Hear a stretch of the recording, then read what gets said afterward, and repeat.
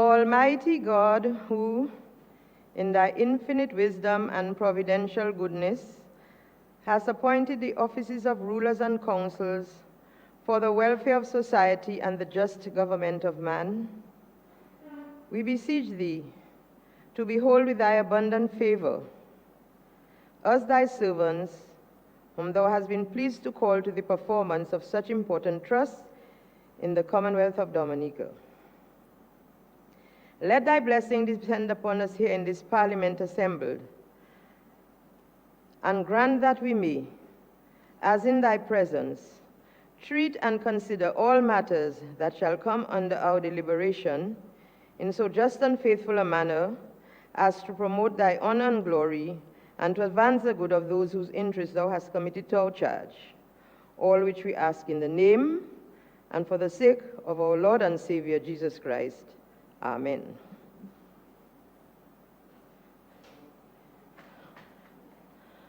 Good morning.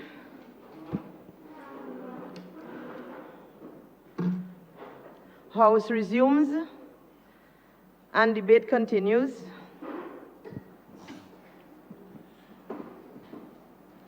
Madam Speaker, I too rise to make my contribution to this year's 2018-2019 budget estimates. And from the onset, let me declare, Madam Speaker, that I wholeheartedly support each and every item within these budget estimates.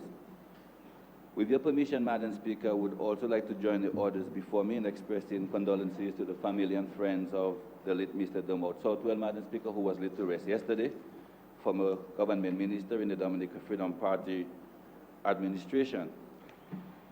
Let me also take this opportunity to also reach out to my constituents along the residents of the Petite-Savan constituency, ranging all the way from Petite-Savan to Belleville-Chopin.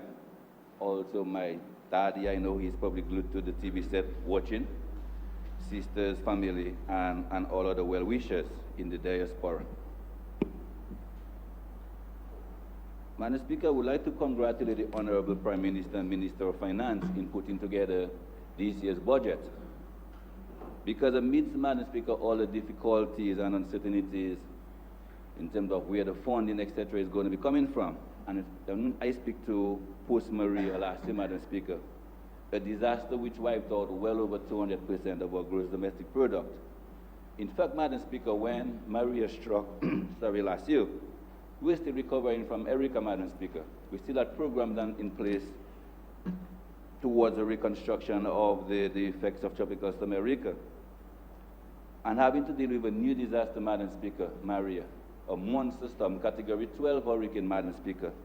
I think that the fact that the budget was put together, Madam Speaker, and a well put together budget, that is, Madam Speaker, the Prime Minister and Minister of Finance, and of course his team deserves congratulations on it, Madam Speaker. And not only was the budget put together, Madam Speaker, Mr. PM, I think your delivery was on point, sir. Sober, pragmatic, very practical budget, and optimistic, giving the people of Dominica lots of hope. It was easy, Madam Speaker, after Maria for us to just roll over and die. But we didn't, Madam Speaker. Very quickly, the Honorable Prime Minister and his entire team, Madam Speaker, we picked ourselves up, dusted ourselves, rolled up our sleeves, and we got to work. And this fantastic budget that we see before us today, Madam Speaker, is a result of the efforts of this remarkable team of men and women of the Dominica Labour Party. Madam Speaker, permit me a few minutes to just give a brief review of the year under review of the Ministry of Health and now Social Services. Of course, I would have lead the portfolio of environment to my good friend, longtime buddy, the Honorable Member for the Rosa Central, and of course Minister of Environment, among many other things, the Honorable Joseph Isaac. She does give a quick review as to the services, of course, and activities within the Ministry of Health and Social Services for the year 2017, 2018. We continue the Ministry of Health and Social Services, Madam Speaker, with our quest to provide effective and efficient services to our populace, while remaining focused on what we call our strategic plan for health. as well as trying to keep our mandate to implementing policies as outlined by the government. Like all other ministries, departments, government agencies, the fiscal year 2017-2018 was not without its difficulties, Madam Speaker, and of course, Hurricane Maria was, of course, the biggest challenge of them all. Yet we were able to ensure the delivery of the services in spite of all the challenges. Again, Hurricane Maria happened just 2.5 months, Madam Speaker, into the 2017-2018 fiscal year. But we were still able to record significant achievements and some of the previous plans and new programs which were developed as a result. On the policy and legislation, Madam Speaker, we have seen the finalization of the medical professional bill. In fact, as we speak, the bill has been on the cabinet agenda for a few weeks, reviewing. We have been given the mandate to now circulate it among some other major stakeholders, Madam Speaker, and I'm optimistic that at the next sitting of Parliament, post this budget debate, that the medical professional bill will be debated at the next sitting of Parliament. In the same line, we have the nursing bill and pharmacy bill, both in advanced stages, awaiting, of course, the cabinet paper and cabinet approval so we could advance them. We had an NCD, that's a chronic non-communicable diseases policy and action plan finalized. Madam Speaker, and I want to take a pause there because I listened to the member for the Rosenhof constituency. I think they call him my shadow minister. I've stated before that I don't want him close to me, and he knows that. CNCDs, Madam Speaker. And when you speak of CNCDs, of course, it would be the acronym for chronic non-communicable diseases, and I see my good friend and colleague, the Honorable Minister for Plenty Things, Constituency, Empowerment, among others, walked in. We speak to hypertension, diabetes, cancer, cerebrovascular accidents, what we commonly refer to as strokes, cardiac disorders like heart attack, among others. Madam Speaker, and this is not a peculiar situation to Dominica. Madam Speaker, worldwide, and you can go to the real websites, WHO, PAHO, Madam Speaker, to look at the statistics of the countries around the world, that CNCDs, Madam Speaker, bears the most burden of disease on these countries. And Dominica, and in fact the wider region, CARICOM, Madam Speaker, is no exception. In fact, I recall as a young district medical officer way back in 2003 when I started practicing in the Granby Health District, that's about, I think, a little more of a decade ago. The CARICOM heads, Madam Speaker, including our Honorable Prime Minister, recognizing, Madam Speaker, the negative impact that these CNCDs were having on our population and economy, Madam Speaker. Because I recall as a DMO having to do an exercise at the National Health Symposium. Yeah, I had to put in the figures, Madam Speaker, the amount of money, the budgeted money that is spent every year, Madam Speaker, in fighting this disease, both in the procurement of medication and also, Madam Speaker, hospitalization. Not to mention, Madam Speaker, every year we see that these CNCDs, which in the past used to be limited, or almost limited, Madam Speaker, to people in their twilight years or the senior age, Madam Speaker. Right now we see these diseases, the onset of these diseases rather, in young working people still in the productive age, Madam Speaker. And the CARICOM heads, including our very own Prime Minister, and he took the lead, Madam Speaker, in that war against CNCDs a decade plus ago, where we had the Port of Spain Declaration in Trinidad and Tobago, of course, where they waged war against CNCDs.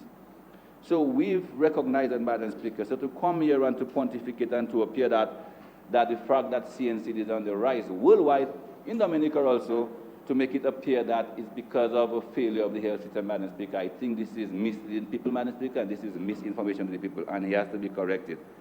And we know, Madam Speaker, that most of these diseases are what we call based on lifestyles, Madam Speaker.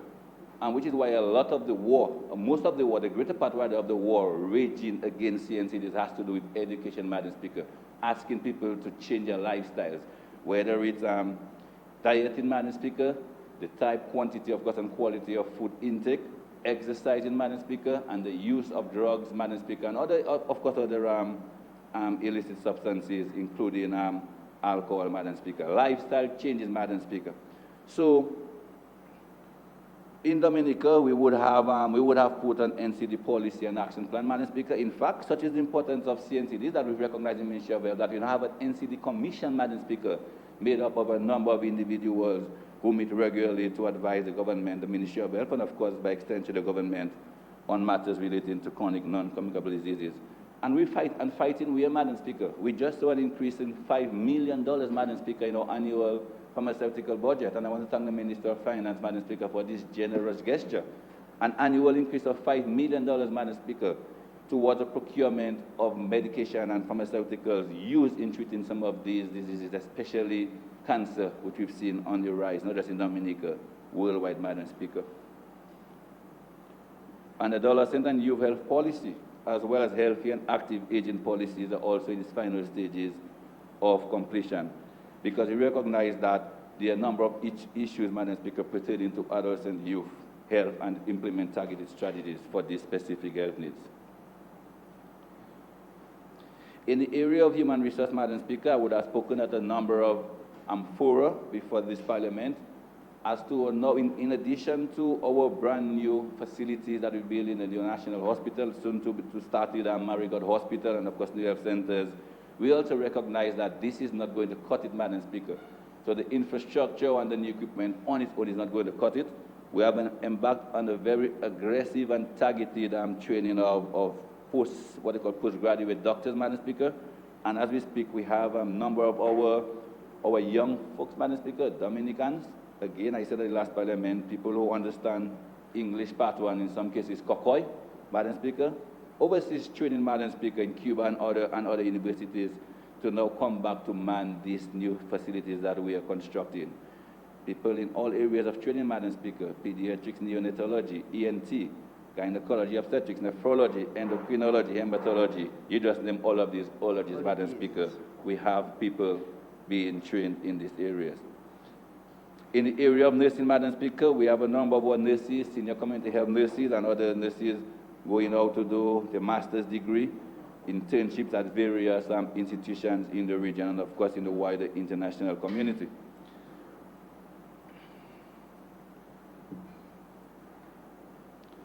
As far as the programs goes, Madam Speaker, for the year under review, at the Portsmouth Hospital, we saw lab works completed at Portsmouth Hospital to the tune of $94,300, Madam Speaker, to modernize and to equip the Portsmouth Hospital.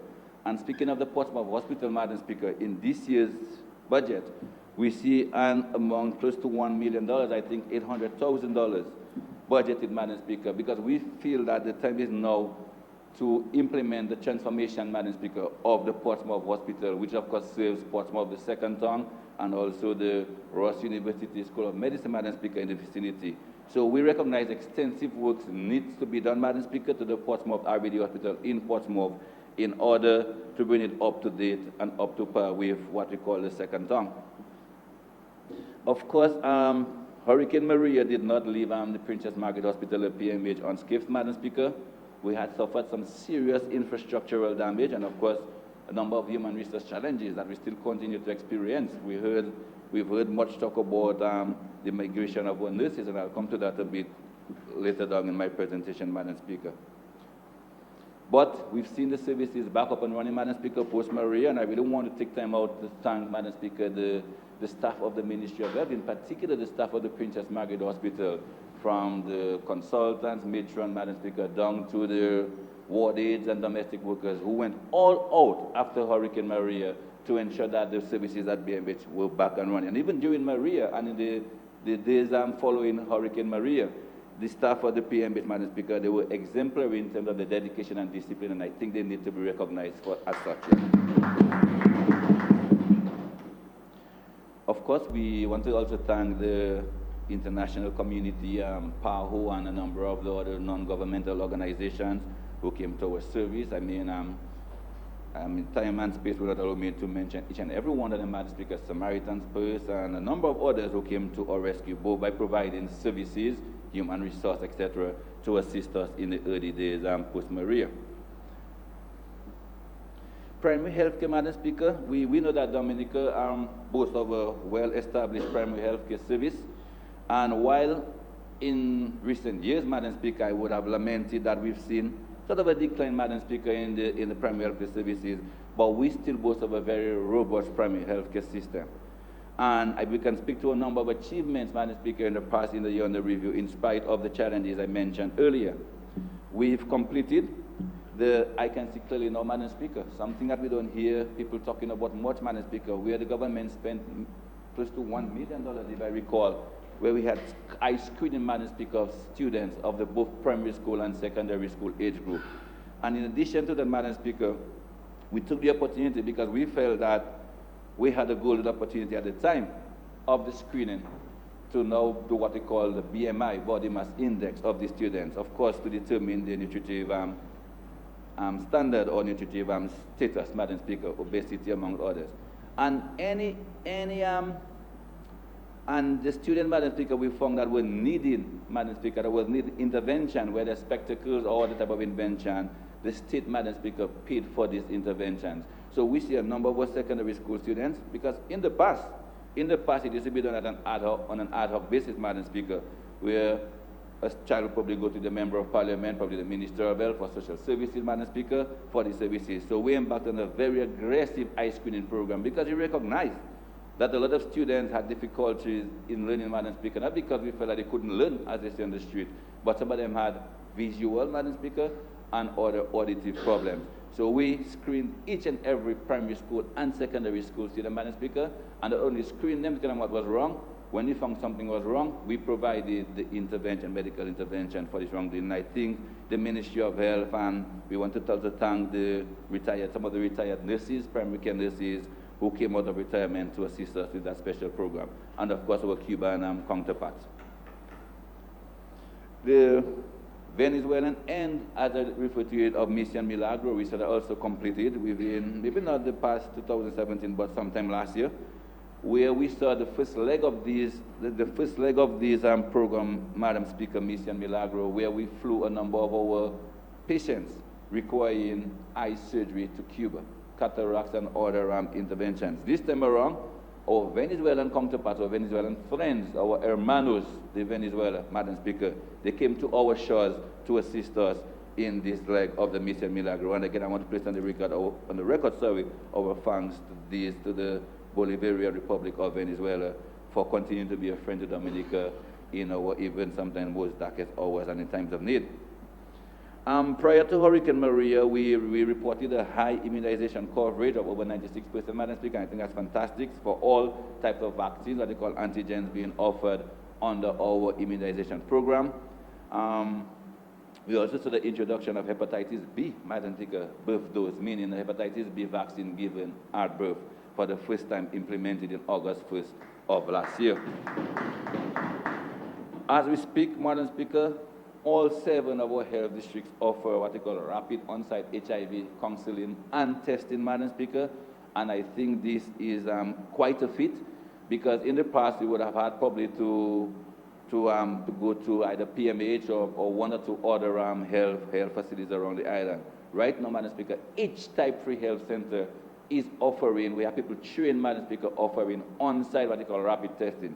Because we know, Madam Speaker, with the HIV/AIDS epidemic worldwide, and it has always been a very touchy and sensitive situation, Madam Speaker, because people who don't like to report to an area that is designated just particularly for its testing, because the moment you show up, the people think that, hey, something is going on with you. We know what our society is. So the fact that now these facilities, or this service rather, is now being offered at this type of health center. You can walk to a health center normal, and you identify whoever it is that's trained, the counselor and the person doing the testing.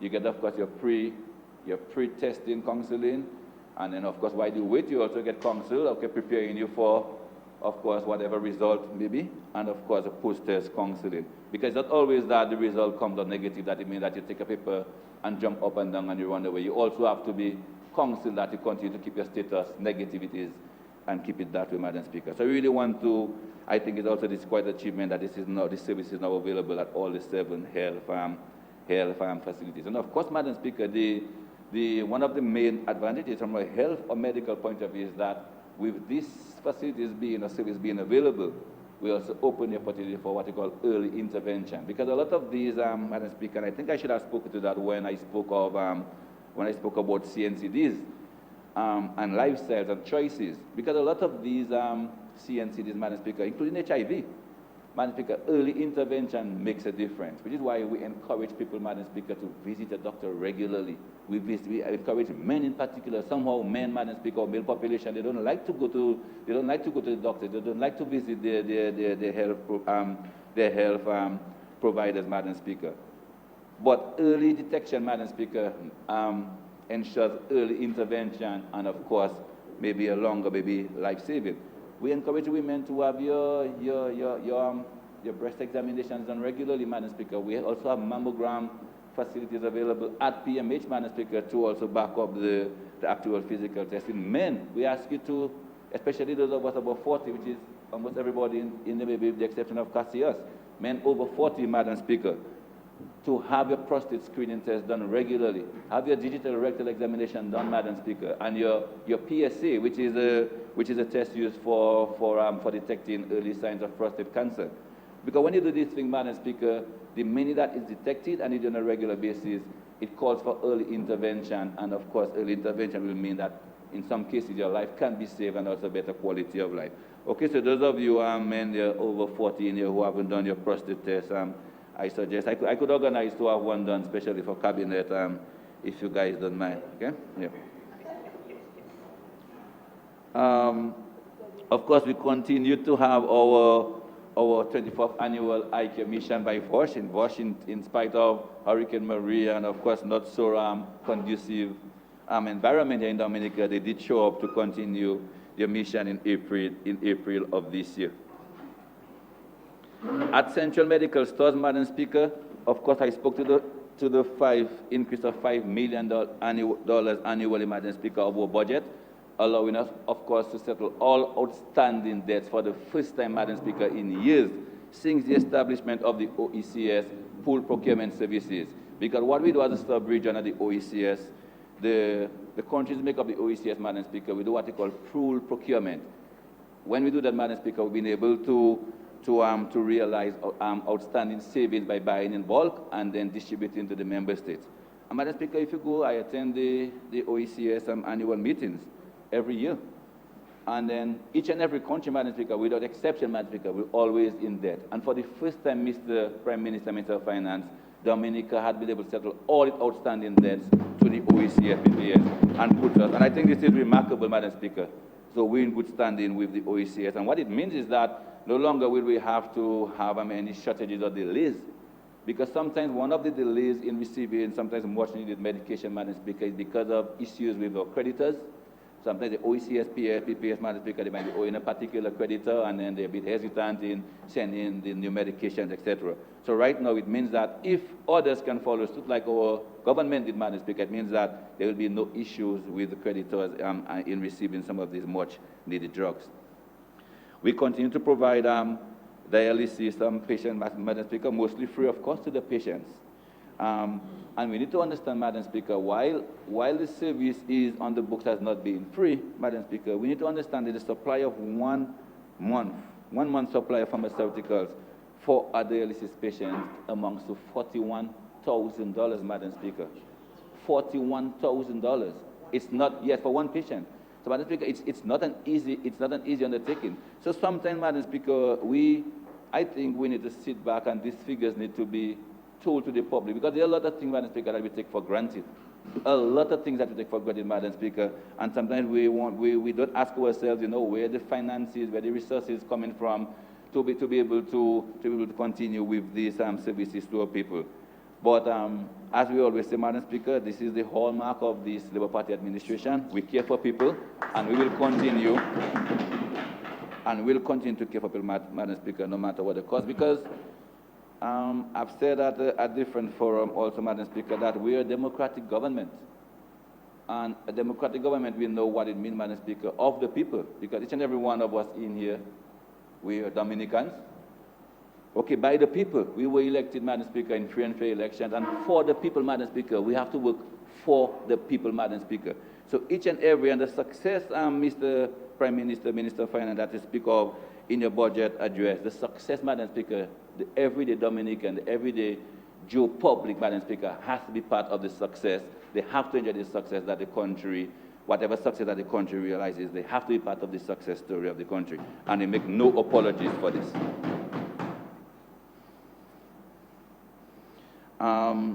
Madam Speaker, I want to also turn to the issue of the nursing attrition, something that has been, of course, much has been out in the public for the past month. But before I begin, I want to also state for the record that this nursing attrition and nursing migration in particular, Madam Speaker, again, Madam Speaker, it shouldn't be made to appear that this is a thing that is unique to Dominica, or it's a first-time thing, Madam Speaker. If you go through the history books, you'll find out that probably every decade or so, Madam Speaker, we have a split of nurses and other professionals, Madam Speaker. It's a common phenomenon, Madam Speaker, they call the brain drain, especially where developed or lesser developed or developing countries where our trained professionals, sometimes, Madam Speaker, after the country spend resources to train them, where they live to the quote-unquote greener pastures, which most times, Madam Speaker, end up turning not to be so green, Madam Speaker. I think it was the Minister for Ecclesiastical Affairs who spoke about brown, Madam Speaker. They turn out to be brown pastures. But this is not a new phenomenon, Madam Speaker. And as I said, neither is it new or unique to Dominica. And I'm not saying this to justify anything, Madam Speaker. Clearly, Madam Speaker, and I'm not saying this to say that the nurses and all of the professionals, public servants, Madam Speaker, yes, we can make a case for a raise. I think I deserve a raise too, Madam Speaker, as a Minister of Government. I think that the work and the responsibility, Madam Speaker, I don't think at the salary I'm being paid, I can make a case for this. I say this to say, Madam Speaker, of course, that each and every one of us, especially the public service, that we can make a case for a raise in pay. But this, okay, Madam Speaker, this shouldn't be what drives anybody, Madam Speaker. It shouldn't be what drives you to do your work. And I want to also place on the record that we don't blame anybody for wanting to leave for quote-unquote economic reasons. And as I said, the lure of so-called greener pastures. Au contraire, Madam Speaker, I wish them well. I really wish them success, those who live for greener pastures. I wish that things work out well for them. However, Madam Speaker, at the same time, I really want to applaud, like I've done many times before, those who decided to stay and battle it out, Madam Speaker, to be part of the fight. Because history will remember them, Madam Speaker, as being there for their country, Madam Speaker, when their country needed them the most. Madam Speaker, and speaking of this, Madam Speaker, it begs the question as to the leadership, Madam Speaker, in some cases, of the Nurses Association and other such groups. And they have to decide, Madam Speaker, at some point, whether they're professionals, like they say they are, or whether they're politicians. Because, Madam Speaker, I see this, and I say this with no apology, Madam Speaker. It behooves me, Madam Speaker, why would the Nurses Association on their social media webpage be advertising, Madam Speaker, directing nurses to websites or events where we have people trying to recruit nurses overseas, Madam Speaker? And you, at the same time, you saying that you want to be part of the solution. How can you be part of the solution when you're basically encouraging people, creating a venue for the nurses to live? You're with me? So the leadership, Madam Speaker, which I've said before, I hope it's parliamentary language, I think they're very idle minds and idle hands, Madam Speaker, who were, Madam Speaker, in positions or position to make a difference to the system, whether it's in the quantum and quality of the training nurses. They went about boasting that they fired the employer, whatever that means. Okay, no, so they're now idle hands, idle men, Madam Speaker, now encouraging nurses to leave Dominica, and you're saying that you love nurses and your professional, Madam Speaker. So they have to make up their mind whether they're a nurse, a professional, or a politician. And if you're a politician, get into the ring and do what politicians do, Madam Speaker. So as I said, Madam Speaker, I want to applaud the nurses who decided to stay. As I said, the country is at a time where all hands are needed on deck. And those who remain, Madam Speaker, with their hands on the deck, I really want to applaud them. And I want to let them usher them also that history will be very, very, very kind to them, Madam Speaker. And notwithstanding, Madam Speaker, the impacts of Hurricane Maria, and of course we would have listened, myself together with the former PS Secretary and of course the current Permanent Secretary, we would have listened to the plight, Madam Speaker, of the nurses. They asked for an audience with yours truly, together with some of the other senior administrative staff of the ministry, and we did listen to them, Madam Speaker. And some of the stuff that they were asking for, Madam Speaker, some of the little issues, Madam Speaker, were things that we could handle quickly. And right off the bat, we did. So we met with the nursing body, Madam Speaker, and we listened to their concerns and, of course, some of their quote-unquote recommendations. And I'm pleased to announce to this House that we have implemented a number of these incentives, Madam Speaker, in order to alleviate some of their concerns. And I speak to a special, what they call one-time relief uniform allowance of $525, because most of them equivalent to 75% of their annual uniform allowance. And this one-time allowance, Madam Speaker, is in addition to the annual allowance. And I'll tell you why we decided to grant them this small incentive. Because, of course, we know Hurricane Maria, Madam Speaker, would have blown roofs away, and a lot of the nurses would have claimed that the uniform, together with the order, of course, the other personal possession, Madam Speaker, personal effects, would have been blown away by the winds of Hurricane Maria. So we proceeded to give them a one-time, what they call relief uniform allowance of $525. This, Madam Speaker, totaled to $169,000 that will be paid July month end, well, this month, last month end. Allowances, we've also agreed to an increase in the allowances, Madam Speaker, an increase of night duty allowance from $20 to $40 per night, so that's a 100% increase. On-call allowance increase of $200 monthly for district nurses to $400, Madam Speaker, another 100% increase. We increased also the call-out allowance or on-call allowance for family nurse practitioners from $360 to $720, another 100% increase. Thank you, Mr. Minister of Education. Increase in nursing session rates, Madam Speaker. And of course, you would have heard the announcement that for in the short term to medium term, Madam Speaker, because one of the concerns or issues that they raised at this meeting was that with the migration of nurses, that the patient to nurses ratio was on the increase, Madam Speaker, and this did not augur well for patient care. So what we did, Madam Speaker, we at the Ministry of Health, we did not just sit down there, Madam Speaker. In addition, the nursing program at the state college would have been put on hold also because of infrastructural damage to the state college, Madam Speaker. Because as we speak, we have about 14 nurses, I think, who have started the program, which will continue in September, and an additional 28, I think, nursing assistants to continue the program in September. But in the meantime, Madam Speaker, we have to listen to the plea of the nurses. So on attending the conference, Madam Speaker, in Cuba, and you know our friends, the Republic of Cuba, have always been very good friends to us, especially as it pertains to in the medical field or in the health department, the health sector, Madam Speaker. They would have agreed to provide us with 20 nurses, Madam Speaker, to at least bring some sort of relief to the poor, overworked nurses, especially at the Princess Margaret Hospital.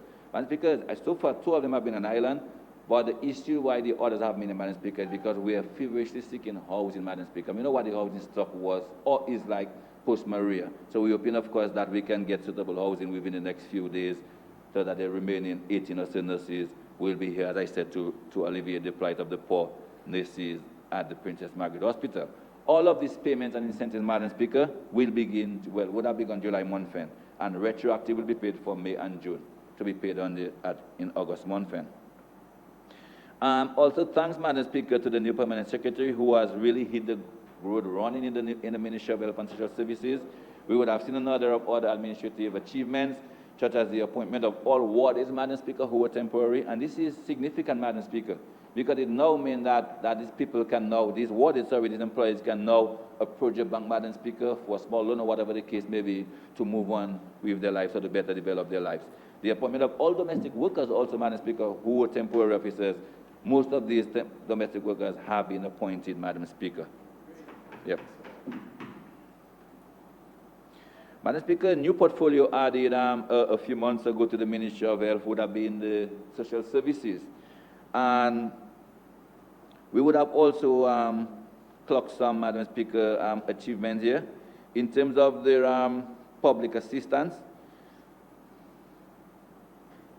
Madam Speaker, I can say to date we have 2,705 people, Madam Speaker, on public assistance, for which government pays out in excess of over $500,000 monthly.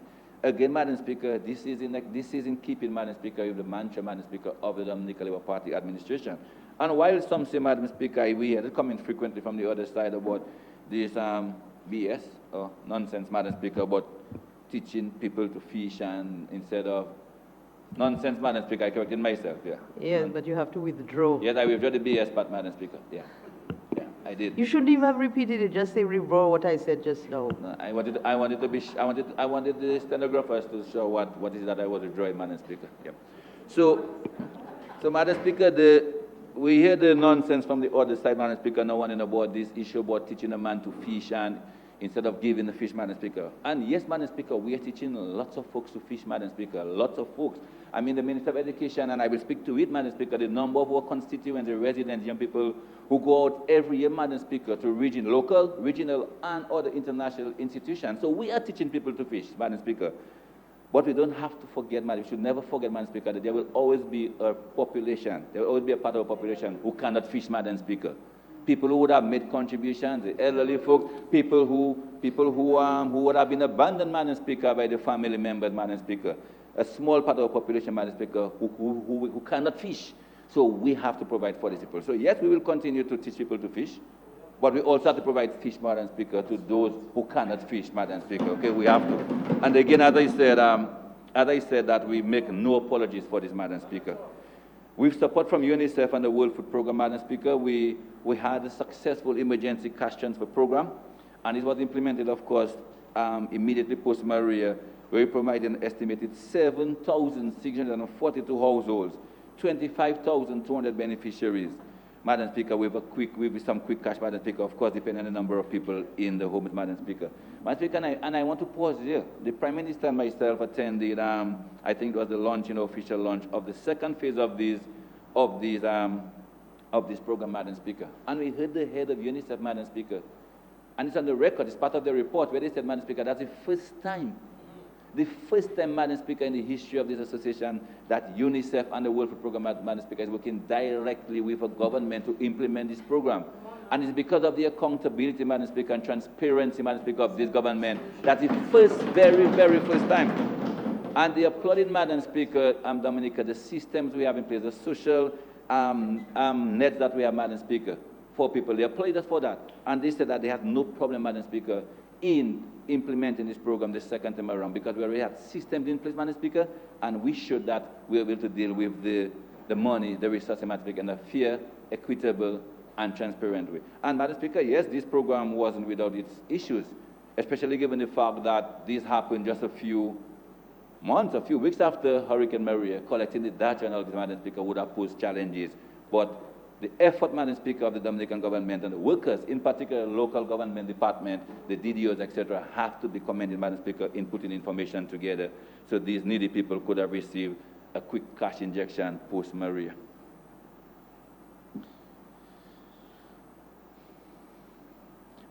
As far as equipment goes, Madam Speaker, during the year in review, we saw the procurement of a number of important pieces of equipment for PMH. We saw the purchase of a clinical chemistry analyzer to the tune of $70,000, coagulation analyzer, $28,000, blood bank equipment, Madam Speaker, that's to replace the equipment destroyed during the hurricane, amounting to $33,000, serology analyzer, $60,000, Madam Speaker. So, Madam Speaker, so we at the Ministry of Health, as I said, in spite of the challenges, we have continued our best to provide services, of course, to people. Challenges, okay, remain, especially as it pertains to the repair of health facilities around the island. In some cases, contracts had been signed, Madam Speaker. Contractors slow in starting because, of course, they've been engaged in other projects. We know this has been since the hurricane, or because of shortage of material, etc. But I really want to assure each and every member of Parliament sitting in this Parliament that come tomorrow, because the budget will be passed to the Madam Speaker, that we're going to hit the road running in the repair of the pending health facilities around the island. In this year's capital estimate, Madam Speaker, of course, we see an allocation of $800,000, Minister of Trade, allocated to the Portsmouth Hospital. I spoke about it before you came in, where we're going to do a comprehensive renovation or remodeling of the Portsmouth Hospital to bring it up to par with the name of a second town. Okay, it has to reflect that it is a hospital in Dominica's second main town. We have an allocation of $1.6 million towards works at the Roseau Health Center, paving the Roseau Health Center works. And of course, a number of new health centers to be built in this financial year. Madam Speaker, these were estimates that were on last year's budget, Madam Speaker, but of course, Hurricane Maria happened and it would have delayed the implementation. Health centers at Corley Ho, Newtown, well, remodeling of the old Newtown School and vehicles, Madam Speaker. And much talk about Marigot Hospital, Madam Speaker. And we heard the member for Marigot again, Madam Speaker, pontificating, Madam Speaker. Obviously, Madam Speaker, he is not in tune. He does not take the time, Madam Speaker, to find out what's going on. Because we would have known that the $5 million US dollars would have been committed to by the Mexican government. So I think immediately after they made the presentation, I saw on social media that he ran to Marigot. Of course, he likes to videotape, Madam Speaker. He went to Marigot and saying that the area has been cleared and no work has started. Madam Speaker, I think I mentioned again, if you listen to the news, whatever, that this was one of the stipulations, Madam Speaker, of the agreement from the Dominican government, that we had to clear the site before the funds were approved. It was something that we had to do. In addition, Madam Speaker, we still have $1.5 million budgeted, Madam Speaker, from local funds for counterpart funding, of course, to in case any unforeseen circumstances, Madam Speaker. So we are well underway, Madam Speaker. The Mexican government themselves would have also insisted that the United Nations Office for Project Services, UNOPS, that they be given the contract for the designs and project management. So basically, we're waiting the first draft of the plan, Madam Speaker, so we can review it and tell them all clear, and then we start work on the Marigot Hospital. So this is well on the cards.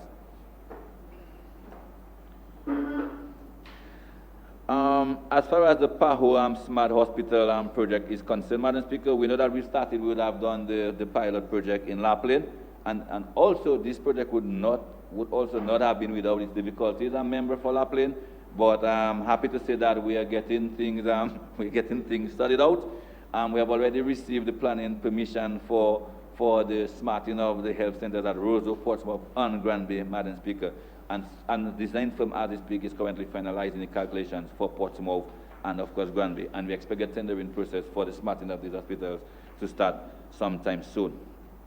As I said, La Plaine has been slow, but we are now finalizing, of course, rectifying some of the teething issues. Of course, being a pilot program, Mr.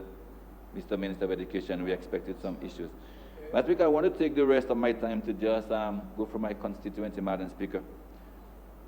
A constituency, of course, that would have seen its fair share of battering, first and foremost by Tropical Storm Erika in 2015. And of course, it's not like Maria said, okay, you guys got a pounding from Erika, let me give you a break. We also, like the rest of the country, took a pounding, Madam Speaker, from Hurricane Maria in 2017, that's last year. Madam Speaker, I want to begin with Belle Bishop. Madam Speaker, what can I say about Belle Bishop? What can I not say about Belle Bishop, Madam Speaker? A number of speakers before me would have spoken to how a remarkable project this is. A project, Madam Speaker, the likes of which we've never seen in Dominica, Madam Speaker, and I dare say maybe in the sub-region, Madam Speaker, where government would have responded to its people, Madam Speaker, in such a humongous way, Madam Speaker. We're talking about the building of 369 housing units for an entire community, Madam Speaker. An entire community. An ultra-modern community, Madam Speaker, and climate resilient. Madam Speaker, and those of us who haven't been to visit the Belle Bishop, just 8-10 minutes drive away from Roseau, we should, to see how this project, Madam Speaker, is now materializing from just on paper to reality, Madam Speaker. And you're looking at a very, very, very proud member of Parliament for the PD7 constituency, Madam Speaker. Very, very proud one. And I say proud, Madam Speaker, but also bittersweet to me, Madam Speaker. And I say bittersweet because the situation, or what would have led to this situation, Madam Speaker, really still have a lot of bitter memories, Madam Speaker. We know what happened in PD7 and Tropical Storm Erika. But it's also sweet, Madam Speaker, very sweet, Madam Speaker, to see how this administration, Madam Speaker, of which I'm proud to be a part of, Madam Speaker, have been able to respond to my constituents, the people of PD7, Madam Speaker. And I've said many times before, I'm not sure if the residents of PD7 appreciate, Madam Speaker, what is being done for them at Belle Bishop. I'm not sure if it's done on them, the magnitude of what is being done at PD7. And not just homes, Madam Speaker, full-fledged amenities, a commercial center. The people in Belle, we call it a mini mall, Madam Speaker. But I think on paper it's a commercial center, housing 30 units, Madam Speaker, massive units for commercial use, Madam Speaker. A new health center, community center, village council office, and constituency office, of course. farmers market, playing field, basketball court, children's playground, own water supply, Madam Speaker, an ultra-modern, almost self-contained community in Bell Bishop, Madam Speaker. And Madam Speaker, I've said before, and every now and then, I'm sorry if I get a bit emotional, Madam Speaker, but it's something I think that is the nearing the end of an extremely long and difficult journey. Because the fact remains, Madam Speaker, we haven't been without difficulties, Madam Speaker. We haven't gotten without difficulties. We know, of course, getting an entire population community relocated, Madam Speaker, we knew that we were going to have difficulties. And yes, Madam Speaker, we have had difficulties. We've had issues sometimes with late rent payments, etc., Madam Speaker. But I really want to thank the P7 people for their patience, Madam Speaker. And the few of them, Madam Speaker, who steadfastly call me, Madam Speaker, they come to see me, Madam Speaker, just to encourage me that we shouldn't give up and then that the end is near. So, Madam Speaker, as I said, I want to thank them for their patience and their understanding, and to also reassure them that we've been told that in the next 2 months or so that the first 90 units will be handed over to them, Madam Speaker, and I look forward to that great day, Madam Speaker. Maria also dealt a further blow, Madam Speaker, to PD7, that's the original PD7 in terms of road access. And whilst we understand that PD7 would have been deemed unsafe, Madam Speaker, we still recognize and understand, Madam Speaker, that from time to time that folks would still be going up there, Madam Speaker, to do the little agriculture, Madam Speaker. Some of them, that is where the agriculture, sir, okay, would from time to time. And the need for some, okay, as I said, the need to clear the road for those who engage in agriculture, and of course, other practices also. So what post Maria, Madam Speaker, we still have engaged, Madam Speaker, contractor in the clearing of the Bagatelle, the PD7 road. And I really want to recognize the efforts of Mr. Elisha Noel, a young man from Pichney, who did a stellar job, Madam Speaker, in clearing the road for these residents. Yeah. Madam Speaker, in spite of this massive investment, Madam Speaker, of over $100 million in the PD7 constituency, I want to thank the Prime Minister and Minister of Finance for still, Madam Speaker, allocating money for housing repairs, Madam Speaker. I mean, I know you could have said, Bossman, I mean, you've busted my budget, my housing budget, you know, with the Bell Bishop settlement. You know, but, Madam Speaker, the fact remains that there are other communities that suffer damage equally like the rest of the island. So to date, Madam Speaker, received over $2 million, and scores, Madam Speaker, if not 100 roofs have been repaired, and in some cases, Madam Speaker, entire roofs replaced, and a few homes built. And Madam Speaker, this is the result, Madam Speaker, of the proactiveness of the members of Parliament on the Labour Party side, Madam Speaker. Madam Speaker, I listened to some of the members of Parliament from the opposition, Madam Speaker, and sometimes you get the feeling, Madam Speaker, that were it not for this obsessive need or want of power, Madam Speaker, that they would be okay being in the opposition, Madam Speaker. That they're okay, Madam Speaker, because being in the opposition affords them the luxury of not doing nothing, Madam Speaker, and just coming to Parliament and running their mouth, Madam Speaker.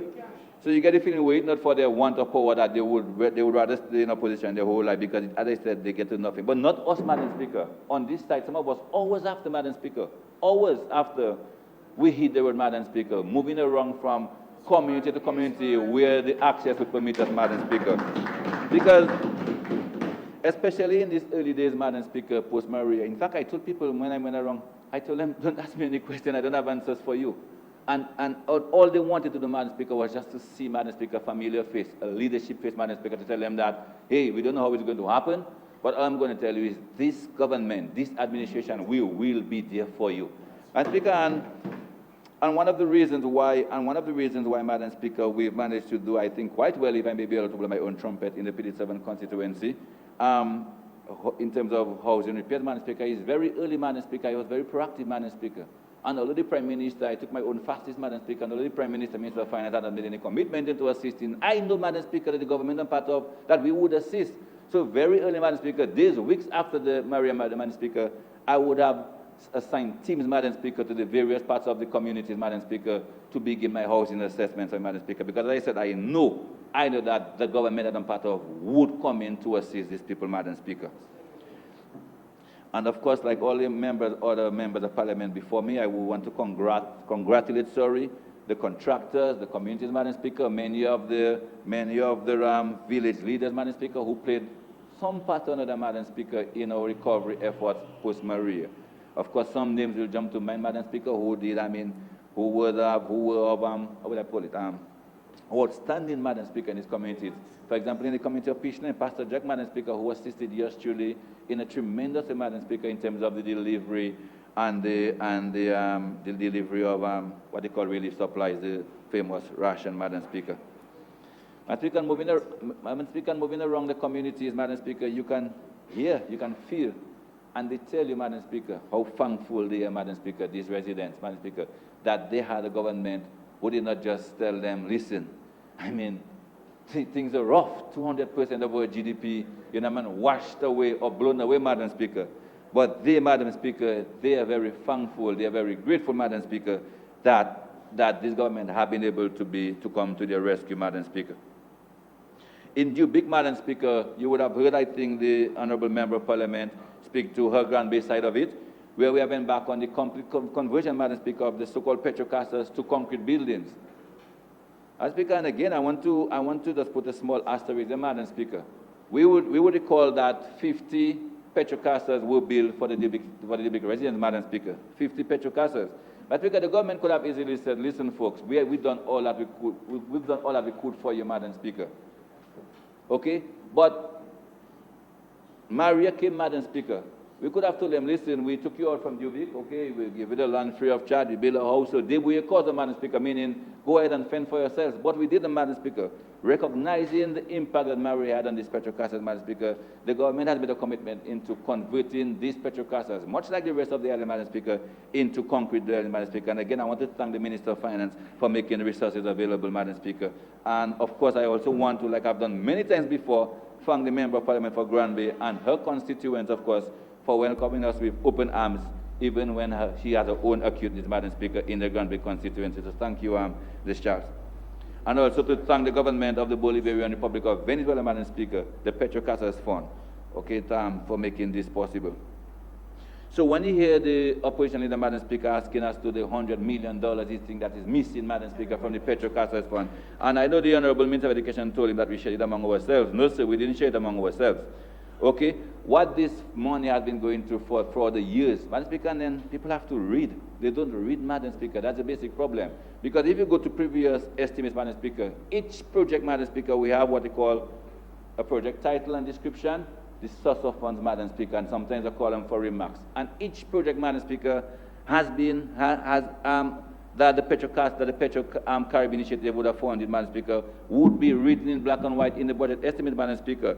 And the Honourable Dennis Charles provided us with a list of them, Madam Speaker, and that's not even the exhaustive list.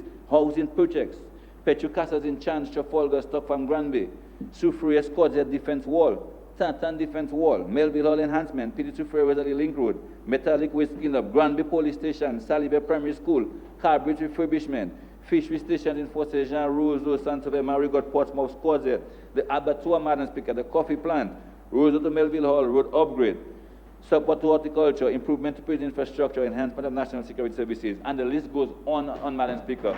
All of these projects funded by the Petro-Carib initiative, Madam Speaker. Yesterday we had the opportunity asking for where did the $100 million go to. Read, Bossman, read, go back to the previous annual budget estimate and read the description of the projects, and you will see that.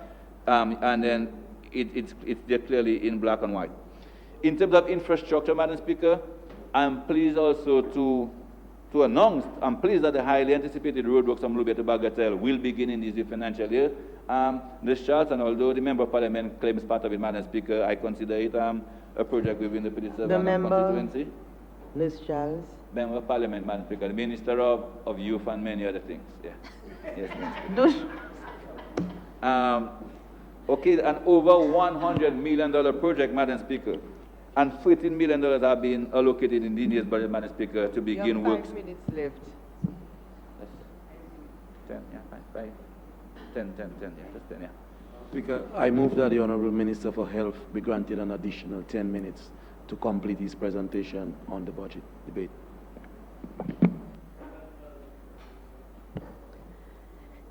It has been moved and seconded that the Minister be given a further 10 minutes to complete his contribution. Those in favor? Those against? The ayes have it. Please continue. Thank you, colleagues.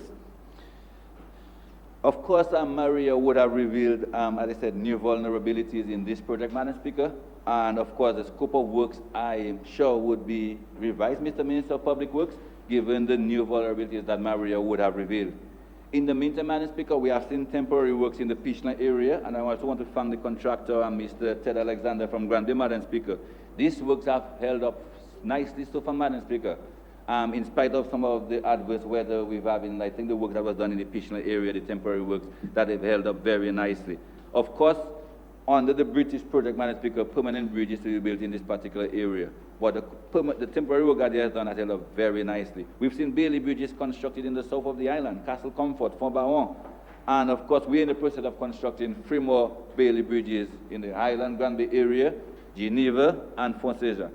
And of course, speaking of Geneva, Madam Speaker, I've been informed that the abutments of the bridge are going to be done for a permanent bridge. However, the Bailey bridge is going to be placed there in the meantime, and under the British project, Madam Speaker, a permanent bridge, 2-lane bridge, will be built here. Of course, in the Fort Saint-Jean area, Madam Speaker, I'm very happy for this, because Fort Saint-Jean, most of us know, would be a cul-de-sac, Madam Speaker, dead end, with the cliffs on one side, Madam Speaker, and then the raging Atlantic Ocean on one side, and of course, this Fort Saint-Jean end of the Bagatelle River traversing the entrance of this community. That would have caused a lot of discomfort, Madam Speaker, to the residents, especially when it rains. This is a thing of the past, Madam Speaker, as we see the Bailey Bridge being installed for access to that community.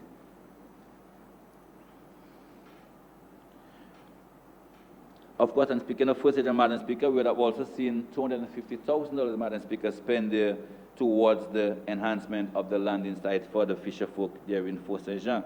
We'd have also seen, and I know the Minister of Public Works spoke to it, Madam Speaker, hundreds of thousands of dollars, Madam Speaker, spent on river dredging in the constituency, namely in the Bagatelle River and in the Pishna area, Madam Speaker. We saw what happened to Pishna, Madam Speaker, during Hurricane Maria. And I think I want to thank the Almighty Father for sparing Pishna, Madam Speaker. And I think I said we probably owe it because Pishna is probably one of the communities with the highest churches per capita, maybe in the world, Madam Speaker, probably 15 churches in this small community. And I think that probably that's what the hand of God is probably what intervened in saving them. But we saw what happened, Madam Speaker, and I want to thank the Minister of Public Works and, of course, the Minister of Finance for allowing Dominica strong. And they're doing a wonderful, fantastic job there, Madam Speaker. And as we speak, Madam Speaker, works are ongoing and the residents can sleep a bit better. Of course, Madam Speaker, the village of Pishna, the future is still a bit uncertain, still under discussion, and I want to ensure the residents that I've done many times before that we are seeking expert guidance, Madam Speaker, on the matter as to relocation versus river walls, Madam Speaker, and we are waiting, Madam Speaker, the study to be done. In the meantime, Madam Speaker, we are providing homes for them in the New Bell Bishop resettlement, where we had, I think, 30 years of petrocastles being constructed. These, of course, were flattened by Maria, and part of the MMCE development, these homes are also going to be converted to concrete, Madam Speaker, to be allocated to the people in the Marina First and Pishna area, those whose homes were swept away, or those in the immediate path of the river, Madam Speaker. Just last week, Madam Speaker, we finally had lights restored to Pishna. I really want to thank Dominica, and it's through no fault of theirs really. There was some right-of-way land issues, Madam Speaker, for the high-tension post in the Belvishope area moving into Pishna. But I really want to thank the people of Pishna also for their patience. Water continues to be an issue, Mr. Minister.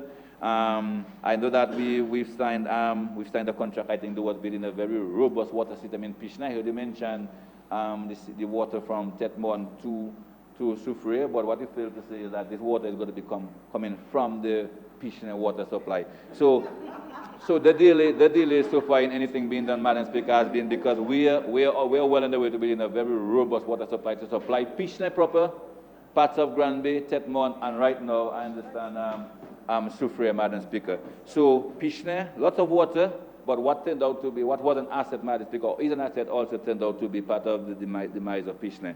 So we are asking them to continue being patient. They've been very innovative, Madam Speaker. They've had their own little modular water supplies, Madam Speaker, coming from the different, what they call them, SUS, within the community. So they will be okay until such time as the permanent water supply is done. In addition, I'm also pleased to see, Madam Speaker, that on the BNTF 70s, that an additional $1 million has been allocated towards the upgrade of the Bagatelle Foster water supply, a water supply that was up and running a few weeks after Maria. But clearly, we have some work to do on the replacement of the pipes, etc., and storage capacity. BNTF also, we've seen work started on the multi-purpose facility. Honorable Charge Member for Granby, for the Granby and Dubic residents, Madam Speaker, this is a project that was originally carried for Dubic, but we know what happened to Dubic post Tropical Storm Erika, and then we have asked this fund to be diverted to Granby to serve as a hurricane shelter, among other things, Madam Speaker. Education, quickly, Madam Speaker, continues to be a priority for me. I spoke about teaching men to fish. We have a number of students pursuing careers at higher learning institutions in Cuba, China, USA, just name it, UWI. And I want to thank the Minister of Education also and the Minister of Finance, in the cases of the assisted students, of course, for their constant generosity towards my constituents and myself. We continue to benefit also from the textbook program, bus allowances, uniform allowance, state college, etc., etc. Just quickly, Madam Speaker, the NEP program, scores of young and not so young people unemployed at the PMH and other health facilities in administrative work, the lab technicians, among others. A number of these people have since then been absorbed, Madam Speaker, into the established workforce. And I want to take a pause at Senator Whelan, Madam Speaker. I think I was very surprised that someone who claims to be an advocate for women, right, Madam Speaker? Because especially, Madam Speaker, what is the shame in beautifying your community, Madam Speaker? And whether or not you're a college graduate, Madam Speaker, sometimes in between deciding what to do next, Madam Speaker, what's wrong in beautifying the environment, earning a few $100 while you take some time off, Madam Speaker, to chat your future, Madam Speaker? Nothing wrong in that. So as far as I see, Madam Speaker, it's a win-win situation. You keep in your environment clean and earn a few $100. Madam Speaker, and even the single mothers, a lot of these people engage in cleanup and beautification are single mothers, Madam Speaker, with delinquent fathers, Madam Speaker, at the mercy of delinquent and negligent fathers and the court, Madam Speaker. So these are people, Madam Speaker, who now have to run in the rum shops and the domino tables, chasing the fathers, Madam Speaker, come the end of month, fortnight, Madam Speaker. They can now leave their home, go spend a couple of hours, clean their community, and earn an honest wage, Madam Speaker, to pay their bills and to feed their kids, Madam Speaker. So there's no shame in that, Madam Speaker. When she come talk about college graduates or high school graduates cleaning communities, there's no shame in that, Madam Speaker, in cleaning the community and earning a few decent, instead of course, staying home and staying on the block and engaging in mischief. Madam Speaker, quickly, the great marijuana debate. I think it would be remiss of Madam Speaker, I just spend a minute or two, Madam Speaker, to add my 2 cents worth, Madam Speaker, to the discussion. I think I am, Madam Speaker, well poised and positioned, Madam Speaker, as a medical doctor, Madam Speaker, to assess both the pros and cons, and now being part of the policy body, Madam Speaker, of Dominica, to give my 2 cents, as I said, worth objective view on the subject matter. Madam Speaker, unlike what the opposition leader is pretending to be, Madam Speaker, the discussion did not start with him, Madam Speaker. Okay, it did not start with him going to Colorado, however he came from, and sniffing all sorts, I don't know, concussion and portions, and probably had 1 or 2 effects on his neurons, Madam Speaker. It did not start with him. It did not start with him, Madam Speaker. Way back in 2015, 2014, Madam Speaker, the CARICOM heads of government, of course, would have taken a decision to put this high-level, what they call CARICOM Commission on Marijuana in place, Madam Speaker. And the reason why nothing has been done for Madam Speaker, they were waiting the report from this commission, which was tabled at the last heads meeting in Jamaica. Madam Speaker, and soon after, the Honorable Prime Minister, Madam Speaker, made a statement, a pronouncement to the nation that Dominica will start looking at the issue of the medicinal use of marijuana. Madam Speaker, but it's not something that they could just go ahead and do in an irresponsible way or just for vote catching, Madam Speaker. And I think it was the Honorable Senator Jaiziah who warned the leader that he should not take the name of Rastafari in vain, Madam Speaker. So this high-profile, Madam Speaker, commission, Madam Speaker, instituted by CARICOM, made up, Madam Speaker, of a medical doctor with decades of experience, sociologist, psychiatrist, social worker, an academic social worker, that is, lawyer, law enforcement expert, religious leader, pharmacologist, and interestingly, Madam Speaker, and arguably perhaps most importantly, a gentleman from St. Vincent and Grenada, Madam Speaker, and the Grenadian, sorry, and he's also a citizen of Antigua, named Franklin Francis, who also goes by the name of Ras Frankie Tafari, Madam Speaker. He was also part of this commission, and we know why he was in this commission.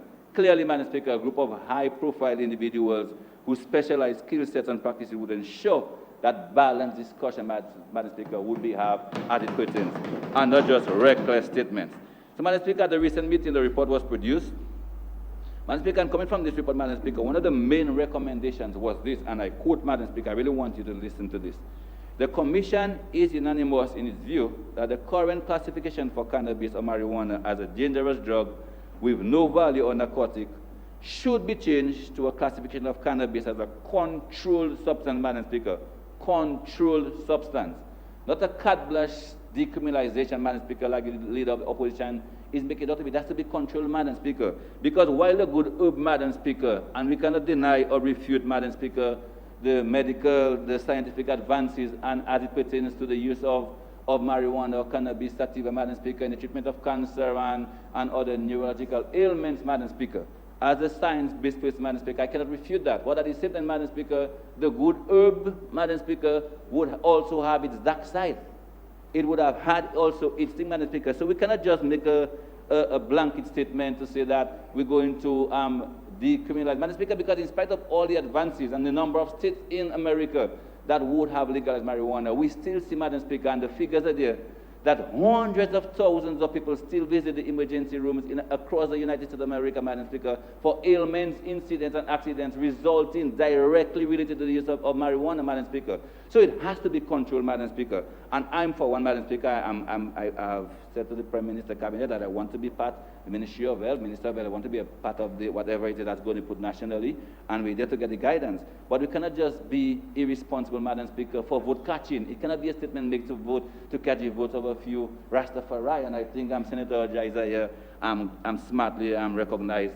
So we cannot refute it, Madam Speaker, but at the same time, Madam Speaker, we have to be careful, Madam Speaker, we have to be balanced and objective in the way we approach this, Madam Speaker. Because the hallucinatory effects, Madam Speaker, of cannabis sativa is documented, and psychosis, Madam Speaker, psychotic behaviors directly related to the use of marijuana. So, Madam Speaker, so we have the discussion has to be a sober one and not one of vote-catching antics.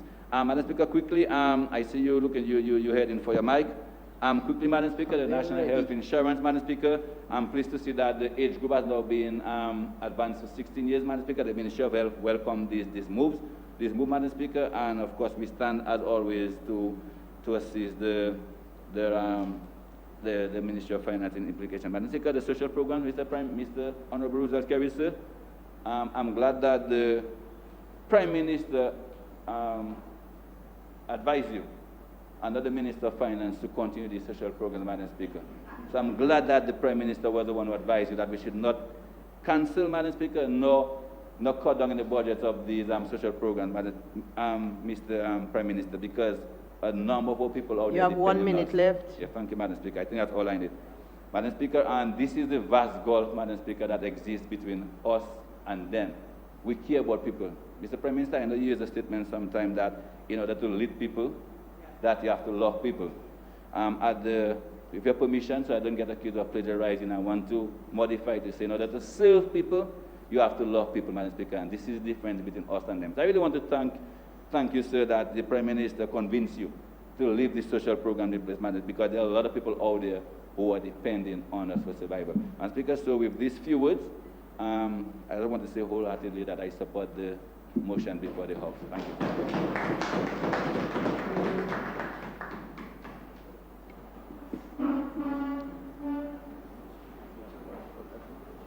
Madam Speaker, I rise to support this measure before this Honorable House. Madam Speaker, I must say that I'm not in a good mood this morning. I'm not in a good mood this morning at all, Madam Speaker. So you may have to stop me now and again. Repeat that, please. I did not hear. I just said, Madam Speaker, I'm not in a very good mood this morning. Really? And I suspect you may have to stop me now and again. But I'll try my best to contain myself, Madam Speaker, in the circumstances. Madam Speaker, this budget debate, in my view, is one of the most consequential ones in the history of Dominica. That is so because, Madam Speaker, it is the first budget debate after this monster Hurricane Maria. And we'll determine, therefore, as to whether this country recovers or not. And to have, Madam Speaker, the opposition side staging a well-orchestrated walkout, Madam Speaker, I think it is very sad, Madam Speaker, and they must be called out for that, Madam Speaker. And when the many minds of reason in this country do not condemn same, Madam Speaker, I call shame on them, Madam Speaker. Shame on them, Madam Speaker. And one of the reasons they gave, Madam Speaker, for this walkout is because the Prime Minister was not present during the sitting of Parliament. What absurdity is that, Madam Speaker? Madam Speaker, Dominica is the only country in the world where an opposition has nominated a stay-over tourist to be a member of Parliament, Madam Speaker. Senator Thompson Fontaine, doctor, essentially is a stay-over tourist, Madam Speaker. He does not live in Dominica. He works and lives in Sudan, Madam Speaker. And they're not appalled by that. We know, Madam Speaker, it takes you 21 hours to fly from Sudan to Dominica. That's a very expensive stay-over tourist, Madam Speaker. And they're not appalled by that, but they're appalled by the Prime Minister. The Prime Minister of this country, who has urgent business to attend to, Madam Speaker. Madam Speaker, I want this morning to spend some time, not to speak to the converted or the many liberals out there, but to the person, Madam Speaker, who may have had some doubts that the Prime Minister, Honorable Roosevelt Skerrit, is the one best suited, and that the Labour Party government is the party, the only party with an agenda to move this country forward after this super and monster Hurricane Maria. After having listened, Madam Speaker, to the budget delivery by the Honorable Prime Minister, all that doubt should be washed away, Madam Speaker. Madam Speaker, in my view, the figures and the numbers and the narrative in this year's budget do not tell the true story of the profoundness of this budget, Madam Speaker. Madam Speaker, but it's the morality and the heart within this budget, Madam Speaker. And why do I say that, Madam Speaker?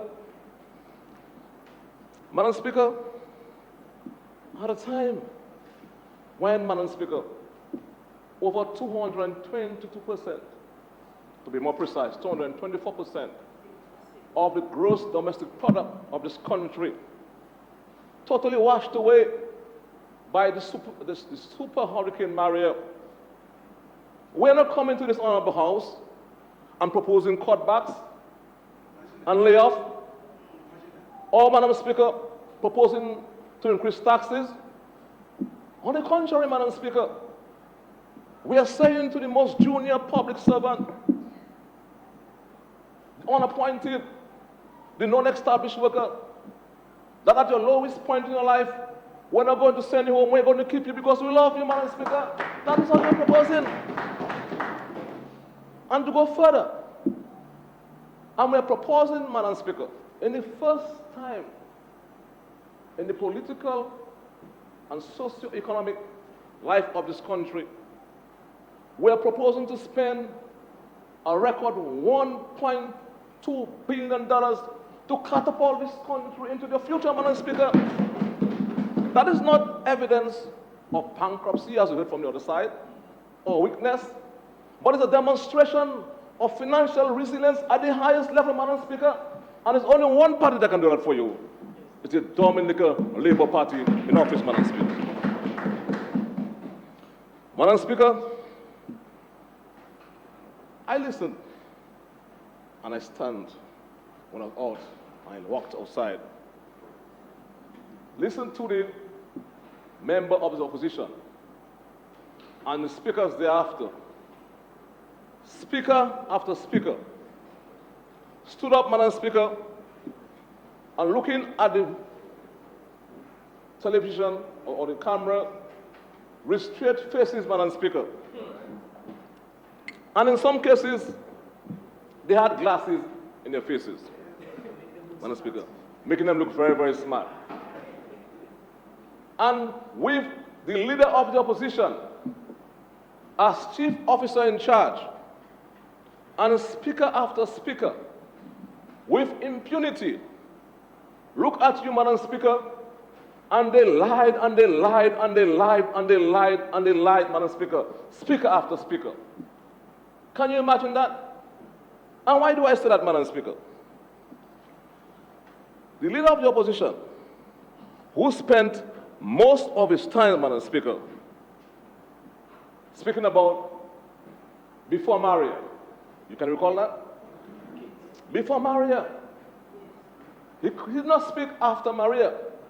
And the plans that they have to take this country out of this turbulent period and to put it on sound, economic, sustainable footing. But you realize, Mr. Speaker, that he was very selective as to how far back he went before Maria. He stayed from 2000 to 2018. The question, therefore, is why he did not go back to 1995 to 2000. When they were in office, that is so because he was afraid of defending the track record, Madam Speaker, for that period, Mr. Speaker. And instead, the Labour Party for the past 18 years, by its policies and programs and projects, have made Dominicans poorer and poorer and poorer. What a lie, Madam Speaker. And it's scandalous too.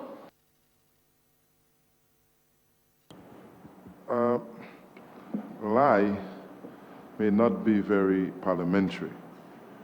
So I'd rather you say untruths, something like that. Well, Mr. Speaker, I did, in fact,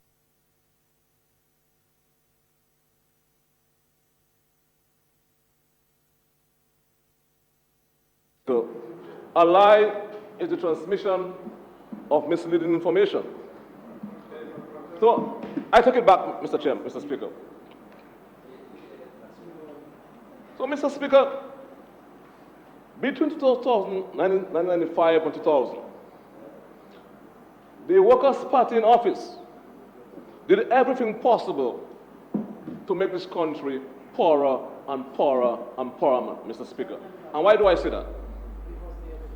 For matter of fact, Madam Speaker, Mr. Speaker, let us just do a facts search while the Workers' Party was in office, and how they started to, in a very systematic and deliberate manner, to grind down the economy, Madam Speaker, starting with the workers first. And we know that at your retirement age is the most vulnerable part of your life. We know when you're sick, you are very vulnerable. And every money that you have saved, you rely on that. But when public officers, during the heydays of their life, of the work life, are being told on the pay slips that X amount of money has been remitted on your behalf for when you get older. And that is not so, Mr. Speaker. That is one of the biggest crimes that can be committed against a worker, Madam Speaker, Mr. Speaker. And the Minister for Education made reference to the contribution in totality over the years that have been made to the fund since Labour.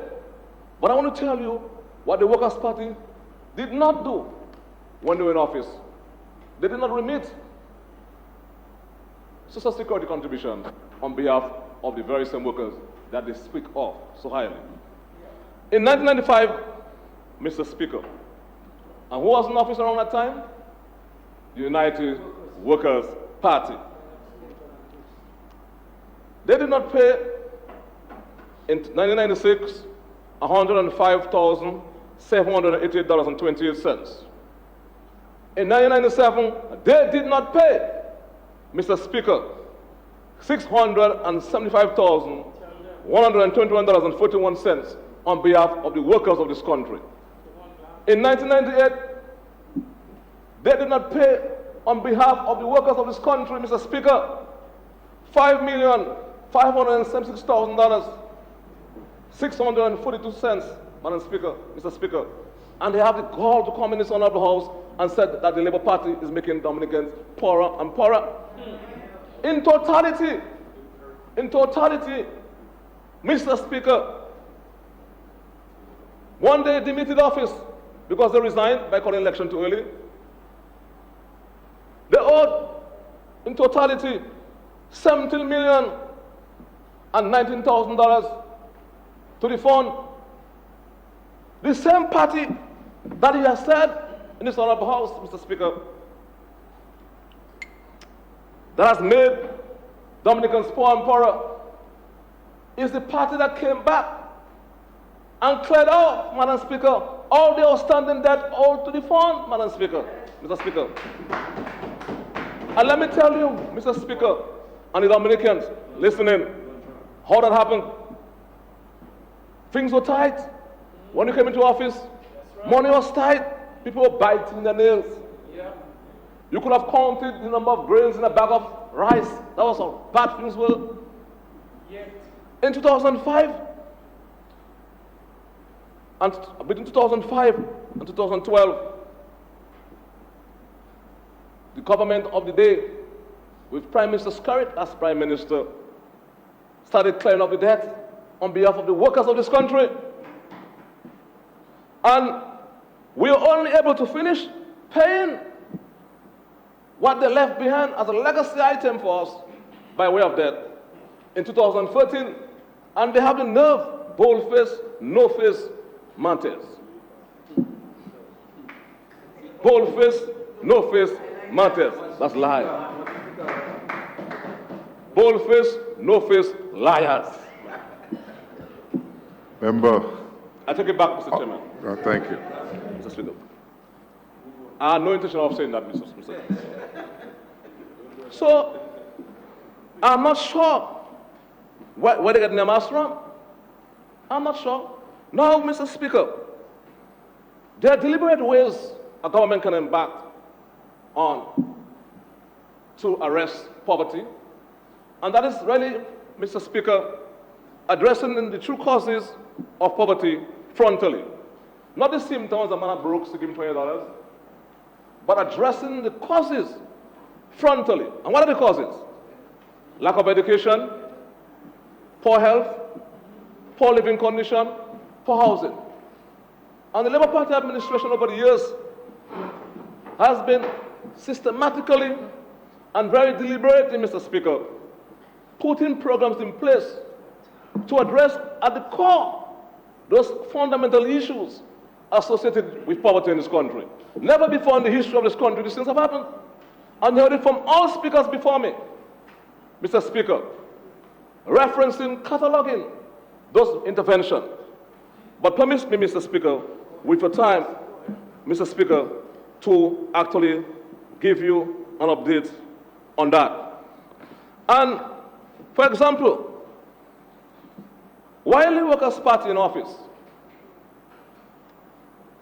did not remit and cared not about persons during the retirement age, we found out when we came into office and that there were a number of people living in this country who made this country what it is for us to enjoy today, who had not contributed to any fund.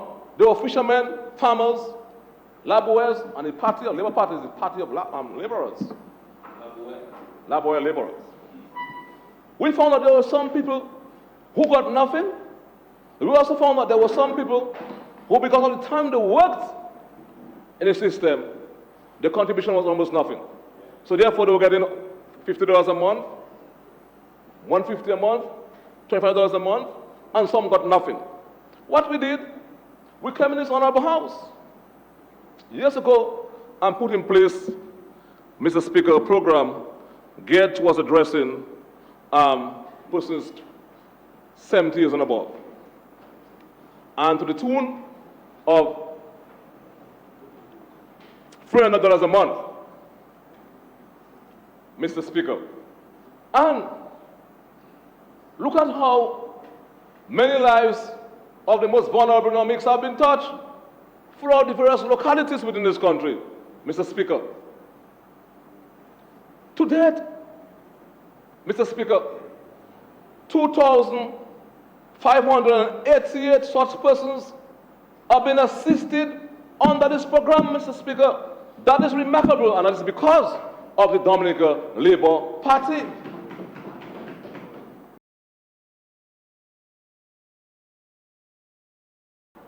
That the Labour Party administration in office is only concerned about the areas where they have the seats. That is not so, and that is not reflected, Mr. Speaker, in the information before me. It is very easy to do a fact check for that information. And for matter of fact, in Kulibistri, you have 48 such persons benefiting from that. Girodel, 27. Marigot, Mr. Speaker, 146. But it's he who said, the member for Marigot, the leader for the opposition, who said that we have made the people poorer and poorer. The question is, therefore, were it not for labor, what would have happened to those 146 people in Marigot, Mr. Speaker? Those are the questions he has to answer. So the facts, Mr. Speaker, as they appear before us, do not support the narrative from the other side of lies and lies and lies and lies and more lies. Now, the West Coast Cooperative Credit Union, Mr. Speaker, that captures Salisbury, 81 such persons. So were it not for that intervention, 81 persons in Salisbury, the folks who were farmers before would have been getting absolutely nothing. So the argument that we only look at people in our constituencies, that's not true. In Woodford Hill, if I were to say it like the member for Portsmouth, 33 such persons, 43 such persons. In Wesley, 79.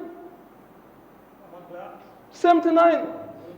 So, Mr. Speaker, they are not concerned about the constituents because they say that the Labour Party is not concerned about the poor. Our mantra is to lift people off from poverty so that they can write their destinies, Mr. Speaker. That's our mantra.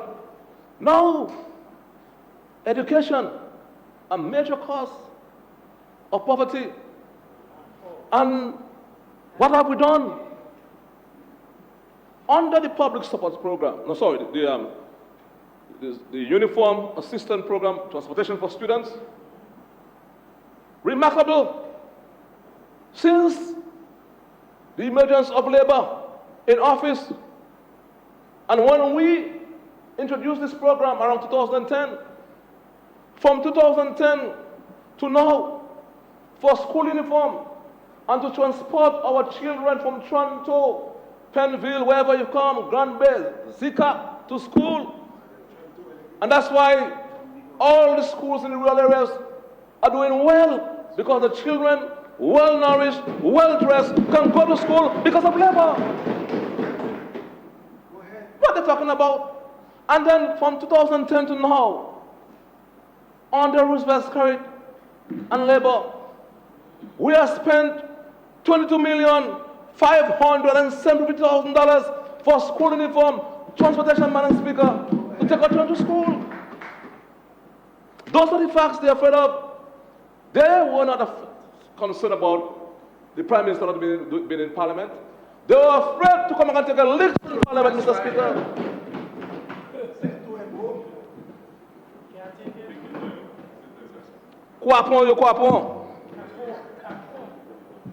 They're afraid. No, the court. No, the Yasuka program.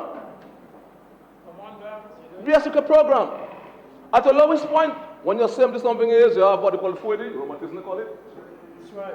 Walking, if I live long enough, I get so one day. You see, arthritis. You know?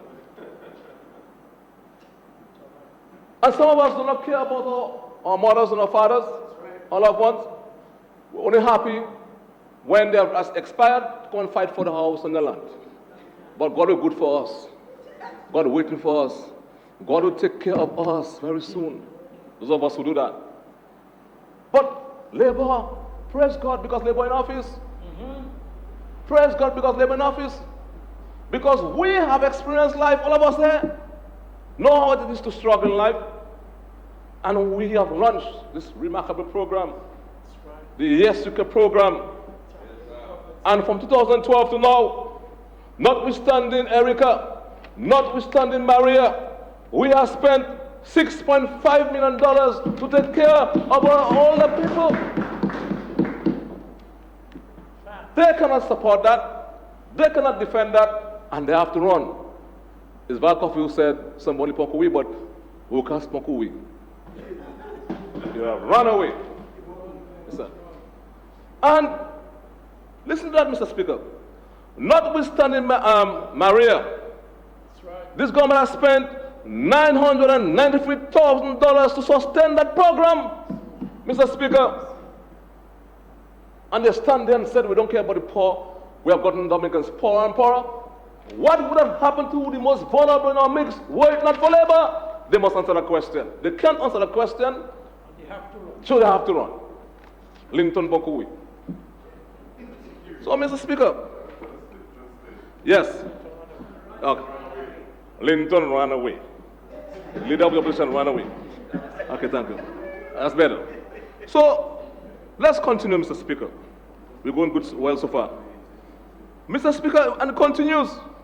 In education again, this remarkable, well-renowned economist who said that he gave an appreciation of development, and he said it must not be only appreciated by the fancy roads and the nice diamond some of us wear in our necks.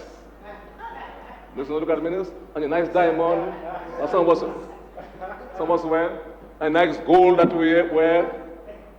But it's the knowledge that you walk up about every day in your head.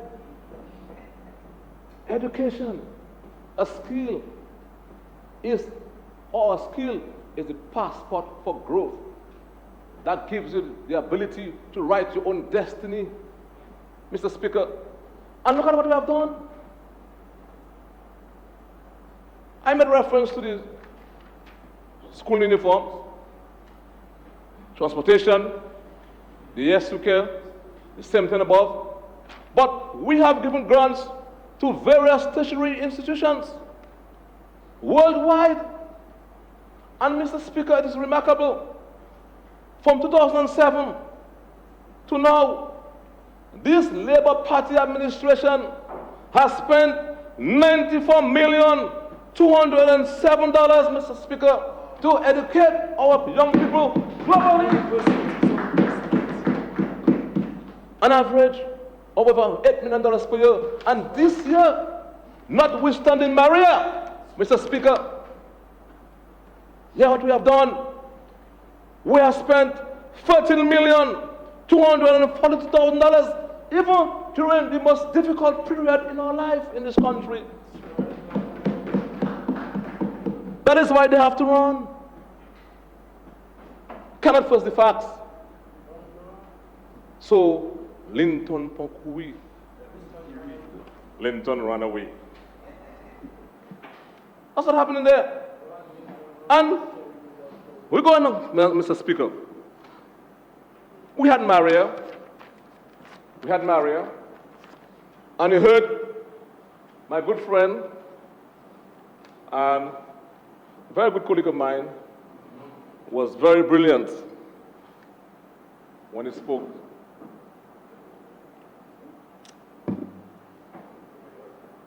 After the leader of the opposition, Honorable Minister for Trade, and the member for Portsmouth, Honorable Ian Douglas. And you heard him spoke, and he spoke about when he got up in the morning after Maria, what he sang, and how he sang it. And then when you see what obtains now, what he can now sing. But listen to that. Notwithstanding Maria, going back to housing, a major cause of poverty. With all the things we have done in housing, but again, Mr. Speaker, at our lowest point in our development, Maria struck. Everybody thought that it would have came down. So now, it's not so. I myself, to be honest with you, I'm an old police, you know. When I got up in the morning, and I told my wife I walking down, she told me, where are you going to? When I saw things, I said, Dominica, finish. I can tell it to you. And I'm a very brave fella, you know. But even me too, I was shaking a bit. So, having said that though, we as a government, look at what we have done thus far to assist people. And there's a reality that we can't run away from. The number of persons with insurances, but they're uninsured, or their property value depreciated, or the vast majority of Dominicans, they can't afford insurance. You go to the United States, or departments of the United States, some of them, Puerto Rico, St. Thomas, St. Croix, and when you listen to the renditions as to the sufferings of the people, it's incredible. As a poor, emerging country, this government has been able, without assistance from anybody else, but from our own source, to mobilize $80 million, Mr. Speaker, to assist the people of Dominica. To either one, replace the roof, or to build new homes for them in the circumstances. Recognizing the difficulty that we had, and we still have, in getting material in a variety and quantities that we need. This government took a bold step to bring down in bulk. And to date, we have spent $15,816,000 to bring materials into Dominica to assist our people of Dominica. And these no-faced, bold-faced members of the opposition have the nerve to say that we have made people poorer and poorer. They have not lifted a nail since Maria.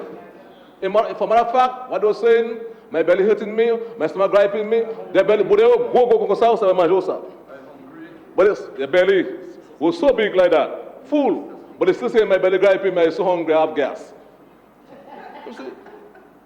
So what I'm saying, help me, but we are saying, they're saying on the side, help them, but we are saying on that side, we will help you. That is what we are there for.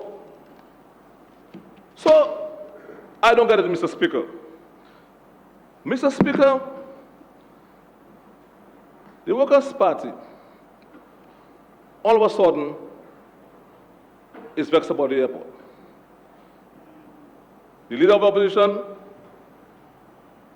who incidentally, Mr. Speaker, the leader of the opposition, who incidentally likes more attention than our national anthem. Okay? So every time you hear national anthem being played, you have to stand out. I am still a policeman. It's no attention. He likes more attention than our national anthem.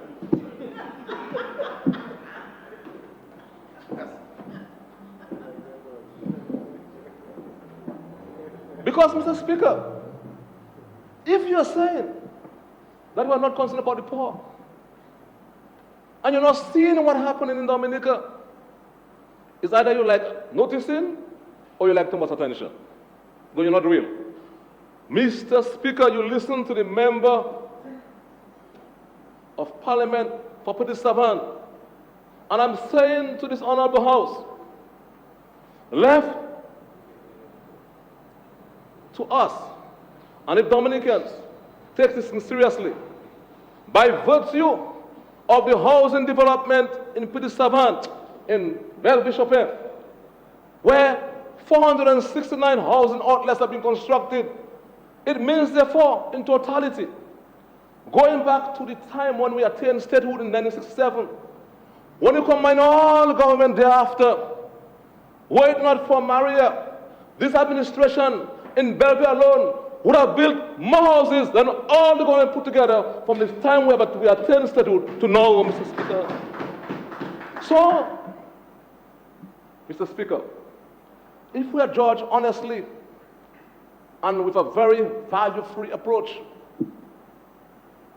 our performance in Belle-Bishop alone should define us and distinguish us from all other parties put together, Mr. Speaker. That is why they cannot stay in this house, because they know that I always have water from my way, I have all things close by. Thank you very much for the help. And it's important to say that. Mr. Speaker, the airport. I'm not sure why the Workers' Party all of a sudden afraid of the airport. It was a staple item on the agenda. They were the only ones concerned, is not so, about the airport. Just vote for me and I'll build the airport for you. All of a sudden, when they hear that, they're very vexed. But Mr. Speaker, on page 22 of the 1998-99 budget, and which party was in office during that time? The United Workers' Party. And listen to what they said, or what they said then. This major infrastructure project to be implemented during this period is the construction, listen to me, This major infrastructure project to be implemented during the planned period is the construction of a new airport. You notice what is omitted there? International. They were bluffing. They were not serious. It is there on page 22. And yet that, the project is estimated to cost $80 million US, in which part in Dominica? With our rough terrain and ruggedness, you're going to spend $80 million US to build an international airport. That's not earth movement. But you know what happened? And they said the completion date for same 2001. So you know they were not serious. Because, Mr. Speaker, further, I served as Minister for Public Works for a number of years. I asked the PS then to help me to look for the design for that airport. I never found it. Drago, my good friend, the Minister for Housing, member for Castle Bruce, looked for it with me. We never found that design. After me, you are another minister, I say, please help me, continue looking for it. Jigsaw, up to now, they have not found it. So how can you build an airport with no design? Now, I can tell you with every element of certainty that I've seen a design. We have seen a design. We know where it's going. We know the bungles, we know the parameters. And most importantly, we know where the money is coming from. The money is in the bank. So Dominicans, please be careful. Don't take these things for granted. You heard a lot of smoke on the other side? Please don't inhale. This smoke is very toxic. So, Mr. Speaker, they're having a field day and they're talking about the economy is in a decline. What do we expect after a major hurricane like that? What do we expect? So what I did, Mr. Speaker, I did a research to look at the economic growth. And I went back way back at 1977. I did that because to actually reference the period before we attained independence. And I wanted to capture Hurricane David. and the impact on the gross domestic product. And I looked at 1978, and I saw a decline of 10.5%. Let's say you're 5, you're going to say 11%, to round it up. So in 1978, the impact on the economy by way of its performance after a super hurricane was a little more than now. But when you compare and contrast the events that took place, they are similar, and as a consequence, therefore, would have similar impact on the economy, notwithstanding the fact that we had just got independence and got a lot of money from our mother country, because before Hurricane Maria, Hurricane David, in 1978,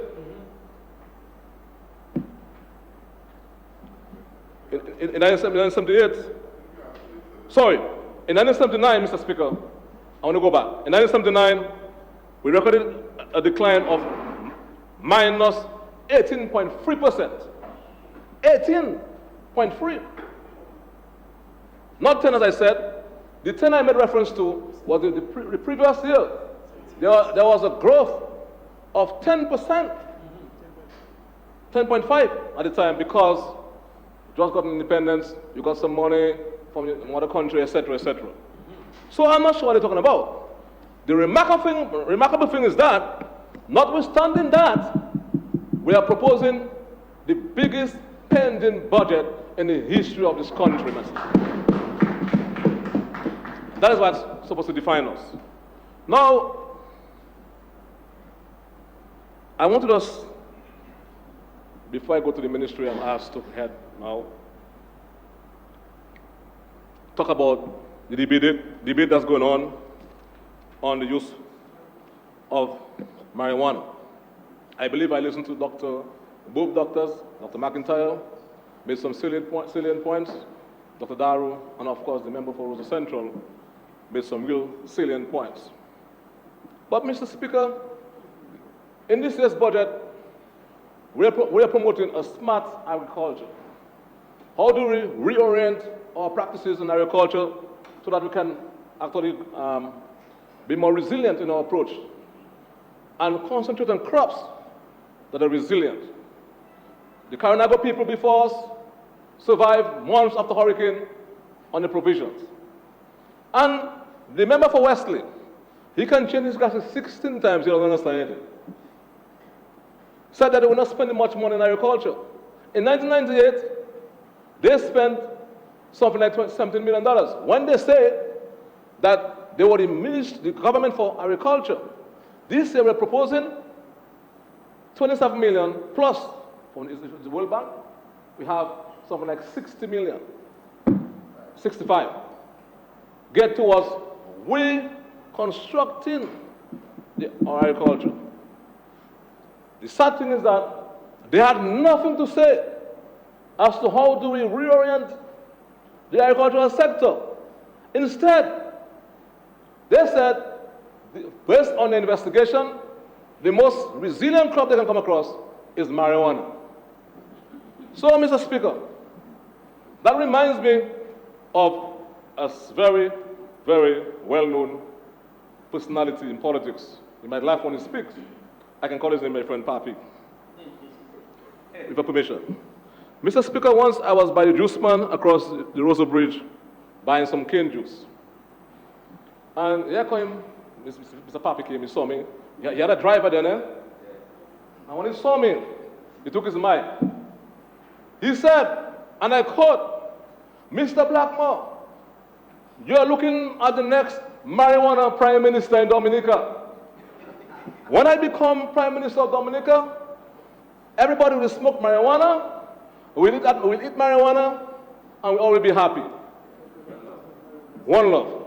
Essentially, that's what Lennox Clinton said to us there, the member for Marigot.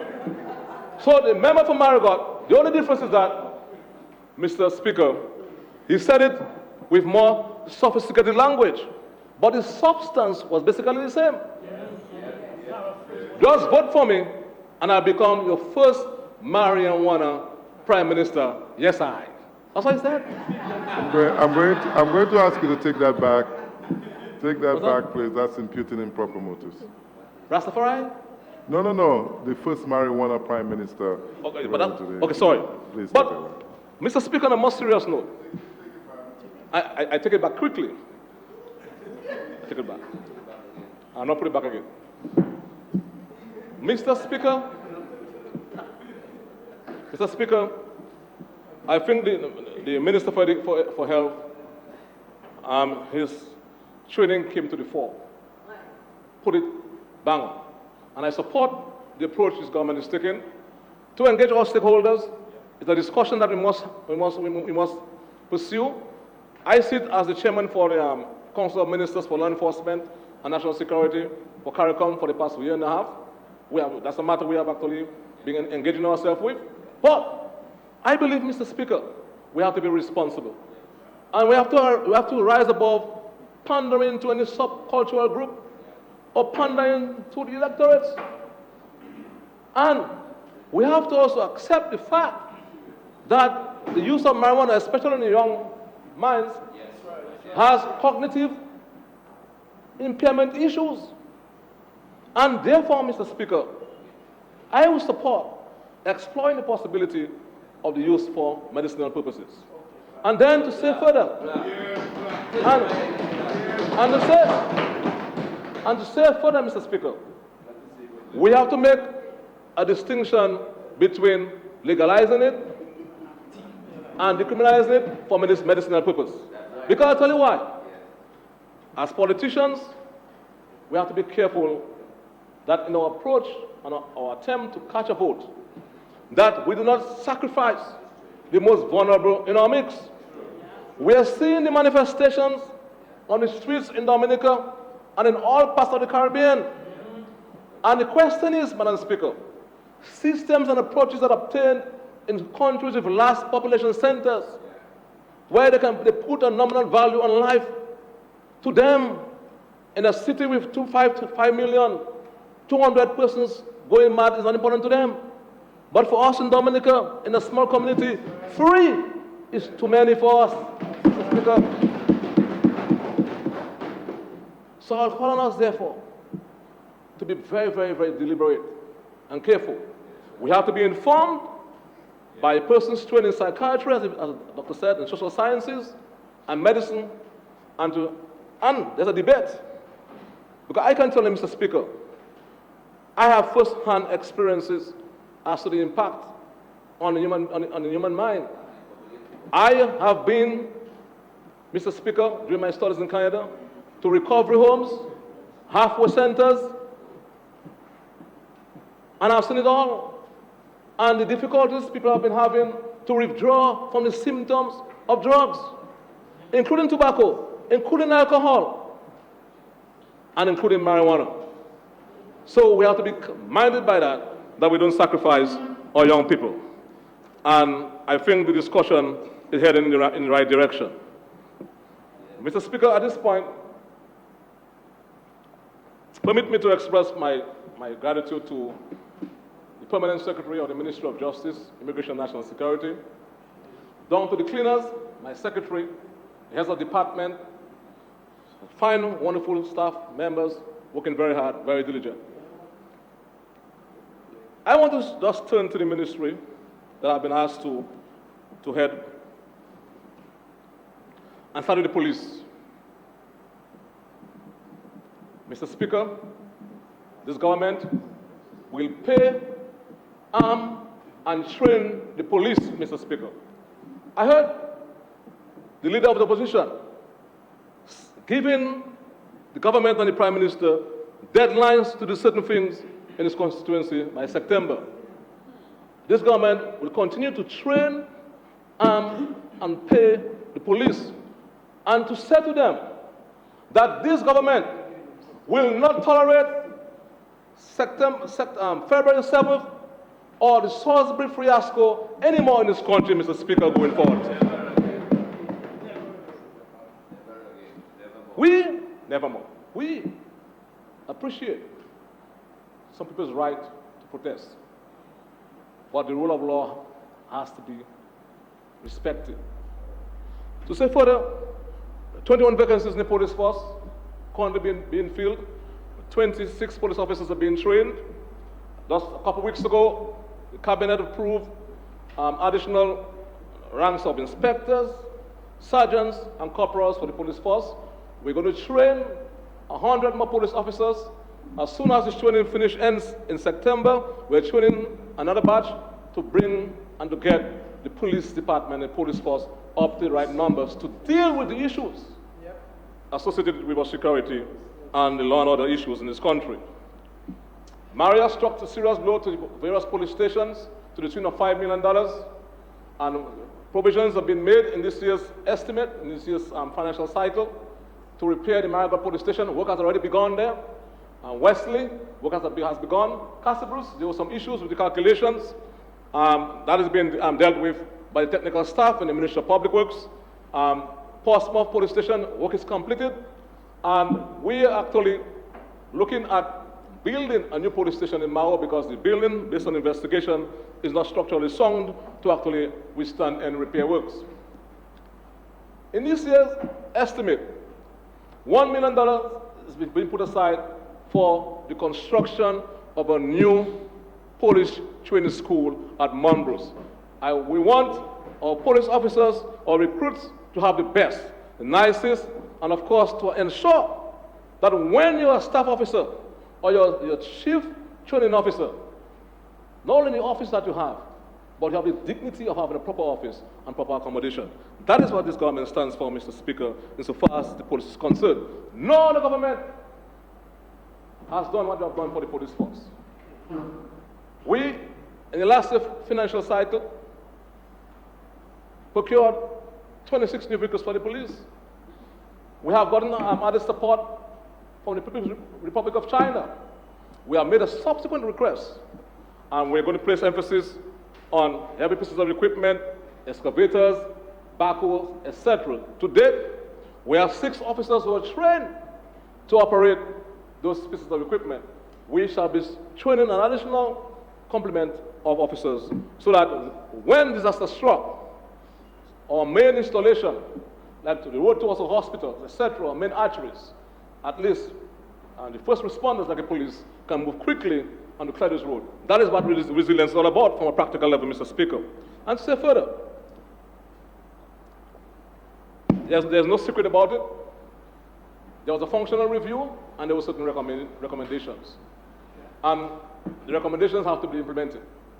In that regard, we're in the process of engaging a police advisor.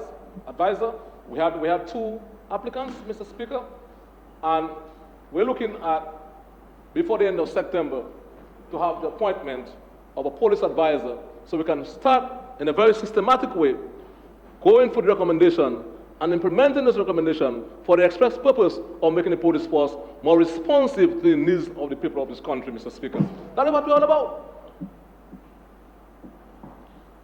The fire department, Mr. Speaker. We now, as we speak, have realized a historic high insofar as the number of ambulances before us in this country, Mr. Speaker. We now have, in the biggest and busiest centers, like Portsmouth, Marigot, Roseau, not 1, but in some instances 3 and 2. That is remarkable, Mr. Speaker. And I want to say to the People's Republic of China, thank you for the additional 6 ambulances that were made to us, available to us, Mr. Speaker. And added to that, we have provided funding for the purchase of 3 additional ambulances. They have to be retrofitted so that we can have vehicles on reserve, because these vehicles are being used regularly, Mr. Speaker. I want at this point, Mr. Speaker, to commend the fire officers. The fire chief, I think they have taken a lot. And they have been there, showing up for work every day, Mr. Speaker. And I want to commend them for their effort in that regard, Mr. Speaker. We are making provision for the procurement of a brand new fire truck for News Charles, honorable member for Granby, in Granby. And of course, and others. We're also looking at St. Joseph to have a brand new fire truck. And the list goes on. We're able to have an additional fire appliance at the airport in Melville, almost $2 million, to ensure that this airport is compliant with international aviation standards. And we have been able to do that. With the help of the People's Republic of China, we also have a modern truck stationed at the airport in Canefield. Also, repairs are currently being undertaken at the Portsmouth Fire Station. The building actually was very badly off, and essentially we're building a new building. But to say to the fire officers and people of Portsmouth, a new design has been finalized for a modern fire station in the town of Portsmouth, Mr. Speaker. Similarly, we will be thinking of doing the same for Roseau, and to ensure that, because when the design and the structure for the Roseau Police Fire Station was conceptualized, it was for a limited number of officers. Now we have much more, including female officers, so we have to ensure that we build a proper accommodation for the officers. In the meantime, what we're doing, I'm not satisfied with the pace of work, is repairing what we have in Roseau, but that's a temporary fix. And also, provisions have been made, Mr. Speaker, for repairing the fire station in Granby. Monies are made and contracts have been issued for that operation and undertaking, Mr. Speaker. And to say also, that notwithstanding, we also have Castle Bruce. And we have been able, for both the fire and police department, to get alternative accommodation for all the fire officers and police officers. It's very costly for us, so that's why I believe that we have to actually proceed with further haste and efficiency to address those fundamental issues, Mr. Speaker. The prisons. We will have to look at the prison not only as a place to incarcerate people, but I one person believe that the majority of prison officers deserve a second chance. And then the system, therefore, has to be organized in such a way to allow our young persons, more so, who have found themselves with difficulties with the law, a second chance. To do that, therefore, you have to engage in programs that almost resocialize the inmates and to give them the kind of skills set. So when they leave the prison setting and they go out to the various communities, they can at least contribute to mainstream society, therefore not wanting to return to the prison setting. What we have done is that with the carpentry shop, we just a couple of weeks ago received some sewing machines, etc., so that the people out there, the inmates, can actually increase on the vocational skills. As we speak, 14 inmates are preparing to write the CXC examination, and I think that is remarkable, Mr. Speaker. I have given instructions that for the prison to engage the State College to come up with some programs whereby we can actually get our prisoners to participate in some programs at the State College. Because there are a number of young persons, in the first place I want to say that again, that a young person, unless that person has committed a crime that is so vicious, a rape, a murder, robbery, etc., should not really be in a jail setting. And when you found yourself as a young person in such a predicament, the state therefore has an obligation to say, you have committed a crime, you're a young person, that is how I want to work with you for the next couple of years. And that is why we have, even before Maria, within the cabinet, we approved the family court, so that you can standardize the manner in which issues surrounding families and young persons can be dealt with at the court, with persons trained in various counseling disciplines, etc., and to allow the courts, Mr. Speaker, to have their own counselors. The Marshall Court all the courts are sitting. And we have come a long way. There's still a lot of work to be done. And I want to commend the Chief Magistrate and all the magistrates, Mr. Speaker, who have been sitting on the bench. We had an issue where the magistrate who sat very, very, very efficiently, Mr. Gill, who had to go back to his homeland, did a remarkable job, and I want to commend him for that. But we will be sending the magistrate to be stationed in the Portsmouth district in due time. Mr. Speaker, the registry. And before I go to the registry, I wanted to say, Mr. Speaker, the proper operation of the court system in any country is fundamental to the democratic process, Dominica being no exception. And we have to therefore proceed with greater haste, and the government has already sanctioned that, because the government has taken a decision to acquire a parcel of lot in Roseau by the old Dominica Club for millions of dollars to construct the Hall of Justice. We have to construct the Hall of Justice in this country so that we can standardize the manner in which, Mr. Speaker, the court operates in this country. What we're doing now, insofar as the building housing the registry, Mr. Speaker, is a temporary fee. The registry for this year actually issued over 23,000, Mr. Speaker, live event certificates, birth certificate, death certificate, etc. And we have to be concerned not only about the building, but the actual operation of the registry. And that is why we have taken the decision, Mr. Speaker, to have a register of titles.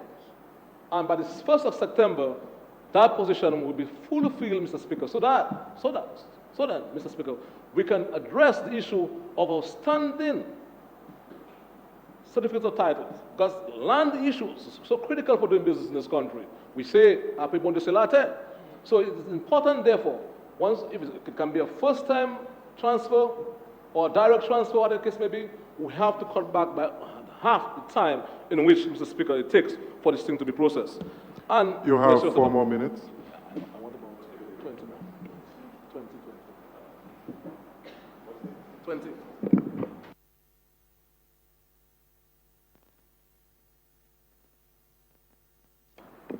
Honourable Minister, be given an additional 20 minutes to complete his presentation. Seconded, Mr. Speaker. It has been moved and seconded that the Honourable Minister be given 20 more minutes to complete his presentation. Those in favour? You may continue. Mr. Speaker, the Financial Intelligence Unit.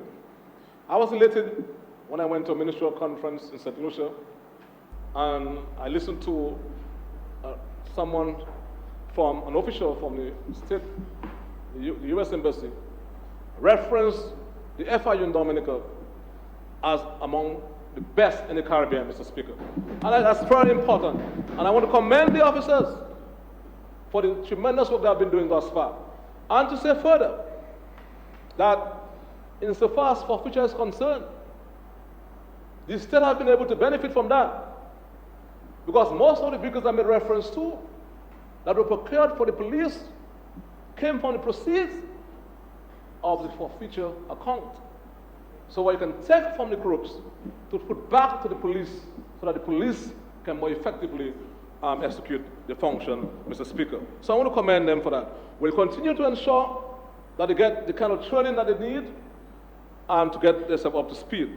Legally, continue to assist the public at very, very reasonable prices. One of the things we have seen, Mr. Speaker, since Maria, everybody passport got wet. Everybody passport got wet. Maria wet my passport, Maria wet my passport. Even almost a year after Maria, people still come to the minister and say my passport wet by Maria. So, and the legal aid department has been facilitating very well to do the declaration at a very, very reasonable fee. Among other things that they're doing for poor people, and I really want to commend them for that in that regard. You heard from the AG, and we'll continue to, we have to beef up on the Attorney General's chambers in terms of additional lawyers, state attorneys, and we'll be addressing that in this financial cycle. The Labour Department continues to do its traditional work and try to resolve through conciliation, Mr. Speaker, issues of industrial relations, but even beyond that, assisting a number of young Dominicans to fetch work overseas, number of guys are sailing with big tourist lines, cruise lines, sorry, and they're doing a fantastic work in facilitating skill certificates, among other things, Mr. Speaker. And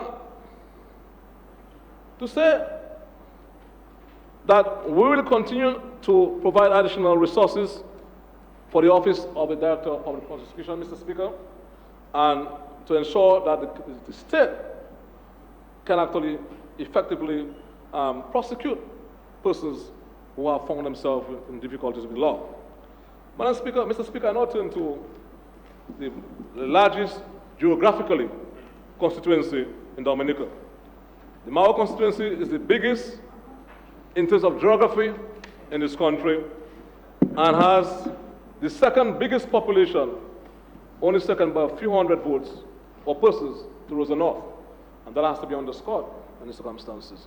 And so in absolute numbers, Mr. Speaker, we have a number of issues. We have huge issues in housing, Mr. Speaker, and I'm happy that we are making, of course, provision in this year's financial cycle for addressing once and for all the issues of resettlement in the village of Campbell. The people of Campbell are very hardworking people, wonderful people, and I feel for them. And it's a very vulnerable area, and I'm happy that we have identified land on one flat to gradually move the people of Campbell into a new location. And we have to be commended for that, the Labour Party administration, and thank you very much to the Minister of Housing and his government for that. We, of course, in Massac, we have suffered a heavy blow from Ophelia years ago, Mr. Speaker. And I'm happy that we have already identified the land, and I want to commend the landowner for making the land available to the state to construct, Mr. Speaker, for the people of Massac, 33 top-class, wonderful housing outlets for the people of Massac and the Mao constituency, Mr. Speaker. Thank you again, Mr. Speaker, to the Minister for Finance and Housing and my good friend, Honorable Drago. We're looking at the Jimmy area and other parts, another 35 outlets for my people. And I make no apologies for that. They have been there for me all the time, and I want the apartments to be beautiful, very beautiful. We like nice things in Mao, nice things. It's very, very nice things. Your own self-contained, your own veranda, beautiful, everything shining. Yes, and resilience to the highest level. Concrete roof with now galvanized on it, but we want it right there? We want it red. Okay, the red galvanized. Now, we have issues right in Beno Avin. Beno Avin, we've identified at least 41 families that must be relocated, Mr. Speaker. And we're looking forward to working with them. Mr. Speaker, I'm happy. Massac is the area for basketball. And I'm looking to work with my good friend, my neighbor, Honorable Calvadaro, when we shall have the first covered basketball facility on island. And I think this is remarkable. And I want to say thank you to the Minister for Sports for assisting us and to ensure that this project is recommenced, Mr. Speaker. And we are hoping before the end of the summer, we can have this facility properly covered, and we can have basketball at the highest level in Massac and the rest of the country. That is what we stand for. And we are going to have wonderful events there, not only basketball, but you know, we like to dance in the constituency. Wonderful things going to happen there, Mr. Speaker. We like to dance. We love to dance. I may dance, we like to dance. Mr. Speaker, we put together an advisory committee to advise the parent post-marriage. And I want to commend all the members and the chairperson, Mr. Sobers Esprit. We have concluded consultation with all the various parts of the constituency. We have developed a template which will inform a holistic development plan for the constituency, which will serve as a blueprint for the development of the constituency. Drawing, Mr. Speaker, from the whole concept of resilience. And we are looking at opportunities in every community within the constituency. Every community is peculiar. Looking at opportunities for livelihood, for housing, for investment prospects, Mr. Speaker. And we are talking about resettlements also. And some of the issues that we're looking at, for Kenny for matter of fact, In this consultation that we had in Kenfield, we want to transform Kenfield as a commercial center. And I welcome the fact that this new commercial port will be actually located in the Kenfield area, Mr. Speaker. Kenfield is an urban area. Now, the issue of having a skill training center, because we have to teach our young folks positive attitudes. And the best way to do that is by way of having a skill or education. It doesn't help the individual, one, and it certainly doesn't help society to have young persons simply sitting by the roadside every day, every hour. But the state has a responsibility to do something about it. And we have identified a location in the Mao constituency that can serve as a skill training center, not only for the people of Mao and Massac and Kenfield, but the entire country, to have a national outlook as to how they will deal with young people, Mr. Speaker, who occupy the street with no hope. I have said, and I've said it again, I'll say it again, that in life, is either you have a good skill or good education. Those are the major vehicles for growth. And the bypass in Massac and Mao must be built. And I think it's something that we'll have to look at in our next time around, but that'll be my major focus. And that this thing came out, Mr. Speaker, in our consultation. And there are a number of young folks in the constituency with talent. I had some discussion with somebody in the constituency who would offer a location so we can have a music center. A music center in the constituency where young persons can come and explore the potential in music and other art forms, Mr. Speaker. Those are kind of the creative approaches that we're looking at going forward. Now, we spoke a lot about housing. Education is very important. I want to commend also the Minister for Education and the Prime Minister. Apart from the number of persons we helped, about 40 persons came to me as a parent to assist them to go to school in America and other places. And I want to say that every person that I actually made a request for to the Prime Minister and the Minister for Education got approval. And I want to say thank you very much for that. And in some cases, I had to make a special case for persons who can afford for both housing and tuition. So I want to say thank you very much for that. And that's what we're all about. Now, Senator Thomas sat in his honorable house and stood up and spoke and made no reference about the housing issue. For matter of fact, a supporter of his came to me. He was a contractor and said to me, he came to his home and told him not to accept the job to repair people's home. And this is a guy who wants to be the Paraponimao constituency. Can you imagine that? And the guy has said to me, because of that, he can never vote for Workers' Party again in his life. Now, I want to say thank you, Mr. Speaker, to the Ministry for Public Works, the past minister, who's not there, and the current minister, for the tremendous dredging that has been taking place in the Mao constituency. But the people of River Estate, yes, used to run every time there was threat of rain. There's much more work to be done. So tell us how we can make the place more resilient.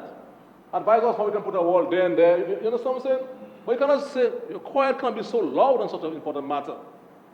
So we are happy for what has been done thus far in River Estate, and we're looking to have the installation of retaining walls in certain critical areas. Likewise, the Belfast River, because we have a major installation, DCP, and today, 45 persons are getting fully employed at DCP.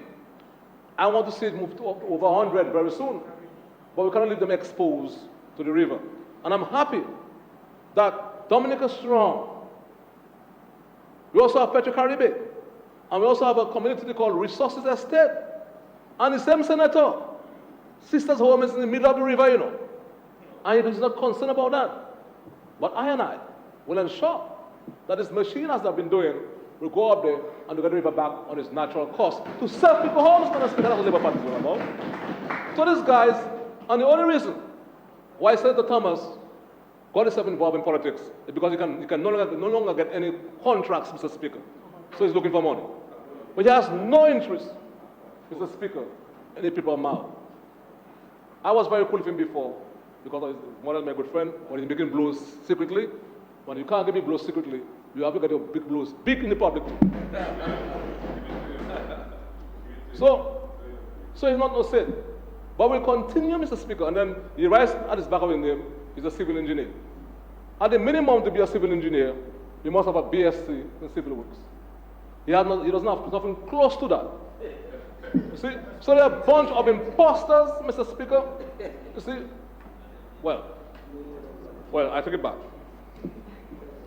So we will continue, and we see, Mr. Speaker, that we're building some nice park in the constituency, and in Massac, just now, Dominica is going to move out to the next location, so we can improve on the playing field, so that the young people can get a place to enjoy themselves, Mr. Speaker. Even within that program that we have, this consultation, Mao is also known for its fishing. And how do we add value to the fishing industry in the Mao constituency? And first of all, we have to repair the WAF and to standardize the manner in which fishing is done in the Mao constituency to add value to it. There are a number of things we can do with the fish to add value to it, etc. And we have the best person who can prepare fish in Dominica, in Mao, and the girlfriend of Jonathan. She's very, very good. We send her right to Trinidad to learn and to come back, and she can do fish in 116 different ways, different places, Mr. Speaker. I think it's more, I think it was 216, but I think 116 ways. So, and to say to the people of Dominica, we just had our feast. It was the best feast I've seen. What we're going to do, we're going to turn it into a village kind of activity. So we want you to do it from next year for the whole week to come and do it in Mao, to spend money. And everybody to have the bars by the roadside and to make money and to turn the place into an atmosphere of fun and a real culture thing. If you want to eat, we can try, Dr. Darrow, you're interested in that, Kong Guafe, the ping pong. We have to that for in 16 different ways. Well, I give you some of yours. Straight. So what else and we also make, we can make, don't laugh though. We can even make some Kong Guafe juice. And when you do that, your body stays straight like that. Yeah. So, yes. So, Mr. Speaker, I feel fortified, and to say before I close to the people of Liberia Hope, before Ophelia struck, the people that asked for the road to Liberia Hope, we give it to them. There are a number of persons who have been living, renting the land all their life. I'm happy now that the owners are willing to sell the land. So their government will acquire on the behalf Liberia Estate for the people of Liberia, Mr. Speaker. That is what we're all about. And for the good folks down in Layo Park, in 2007, we acquired on the behalf. And the design, and I want to say thank you to the past minister, he helped me a lot, was finalized when the minister, Austria was the minister, for an apartment for 25 families in Layo Park. And before Maria, we went to show them the design. And I want to say thank you to him for that. And we shall build a modern type apartment for the people of Layo Park. Likewise, in Taro, we're going to assist you. And on the area of sports, and this has helped me a lot, the Minister for Sports, we have to do something about the Taro playing field. And Mr. Speaker, for you, I'm launching a special appeal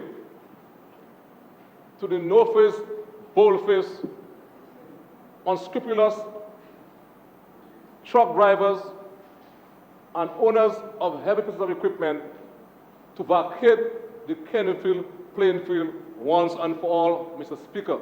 The Kennefield playing field belongs to the people of Kennefield, and I know, you want to talk about the emergence of youth delinquency, but we as responsible adults and the state have to provide avenues for young people to find creative ways to dissipate their energies. And the most creative way to do so is through sports. And sports lead to the wholesome development of that young person. I know what sports has done for me, and I want the playing field for the people of Kennefield. It belongs to them. And once and for all, we have to ensure that we create access for the young people of Jimmy to have access to the playing field in Jimmy. This land belongs to them, the people of Dominica land, and it has to be made available to them once and for all, Mr. Speaker. So, I have to say that. I have to put a big stone there before I leave. A big stone. So, Mr. Speaker, I believe, Mr. Speaker, that the Prime Minister, in his presentation of this budget, has set the starting point for a serious walk to that destination of making Dominica the first climate resilient country in the world. He has set the starting point and he has set the finish point. And just as you heard from the member for Rosa Central, who has become so energetic because he is with Team Labour, he's with Labour Party. I'm happy. I thought I saw him dancing in Suriname. I see boy dancing. Where was it, Suriname? Now, that, no, don't laugh. Dancing, boy, dancing. No, I tell you. No. So when I saw him on Facebook, I said, that's Isaac now? I said, that can't be Isaac. He put up his head. I said, oh, my partner, demon. Happiness, love. Now, love. So getting love. And then, there's a gloss on his forehead. There's a gloss. Son, it's shining the boy wrong, gloss. And then, so that's cool. So, as I said, that we would expect it, Mr. Speaker, on that walk to making Dominica the first climate resilient country in the world. It's important, therefore, for all able-bodied to be participants of that walk. And then that, if you're concerned about Dominica's development, all you have to do is to wear a shirt with the slogan, Dominica becoming the first climate resilient country in the world. And to join that walk, Mr. Speaker, to that, I'm happy, therefore, that I want to say, the member for the Central, the Honourable Minister, Isaac, has joined that walk. I cannot say it's too late for them, but it's up to them to decide. And to say in closing, Mr. Speaker, that everything we see happening there in this country, to some of us it looks so easy, to the point where we're taking it for granted. But those things can disappear, Dominica, if we make a mistake and to allow the Workers' Party to get into office. Because my good friend Ian, Honorable Douglas, sang, the Minister for Trade, sang about but if this thing, we allow, Mr. Speaker, if we allow, Mr. Speaker, the Workers' Party to get into office, the unborn child, the old, the not so old, the young, will not be singing all great heart, that was sung by the Minister of Trade. They will be singing, Nearer, my God, to thee as well. And you know, Mr. Speaker, you only sing that song when you're taking your loved one to the final rest in place. And those of us who don't like to cry at funeral, for myself, when my mother has been placed to the tomb, when I sang one song, Nearer, my God, to thee, I started crying. So, to avoid that from happening, do the honorable thing and to get behind the best Prime Minister this country has ever seen and the best party this country has ever seen, the Dominica Labour Party. Thank you very much.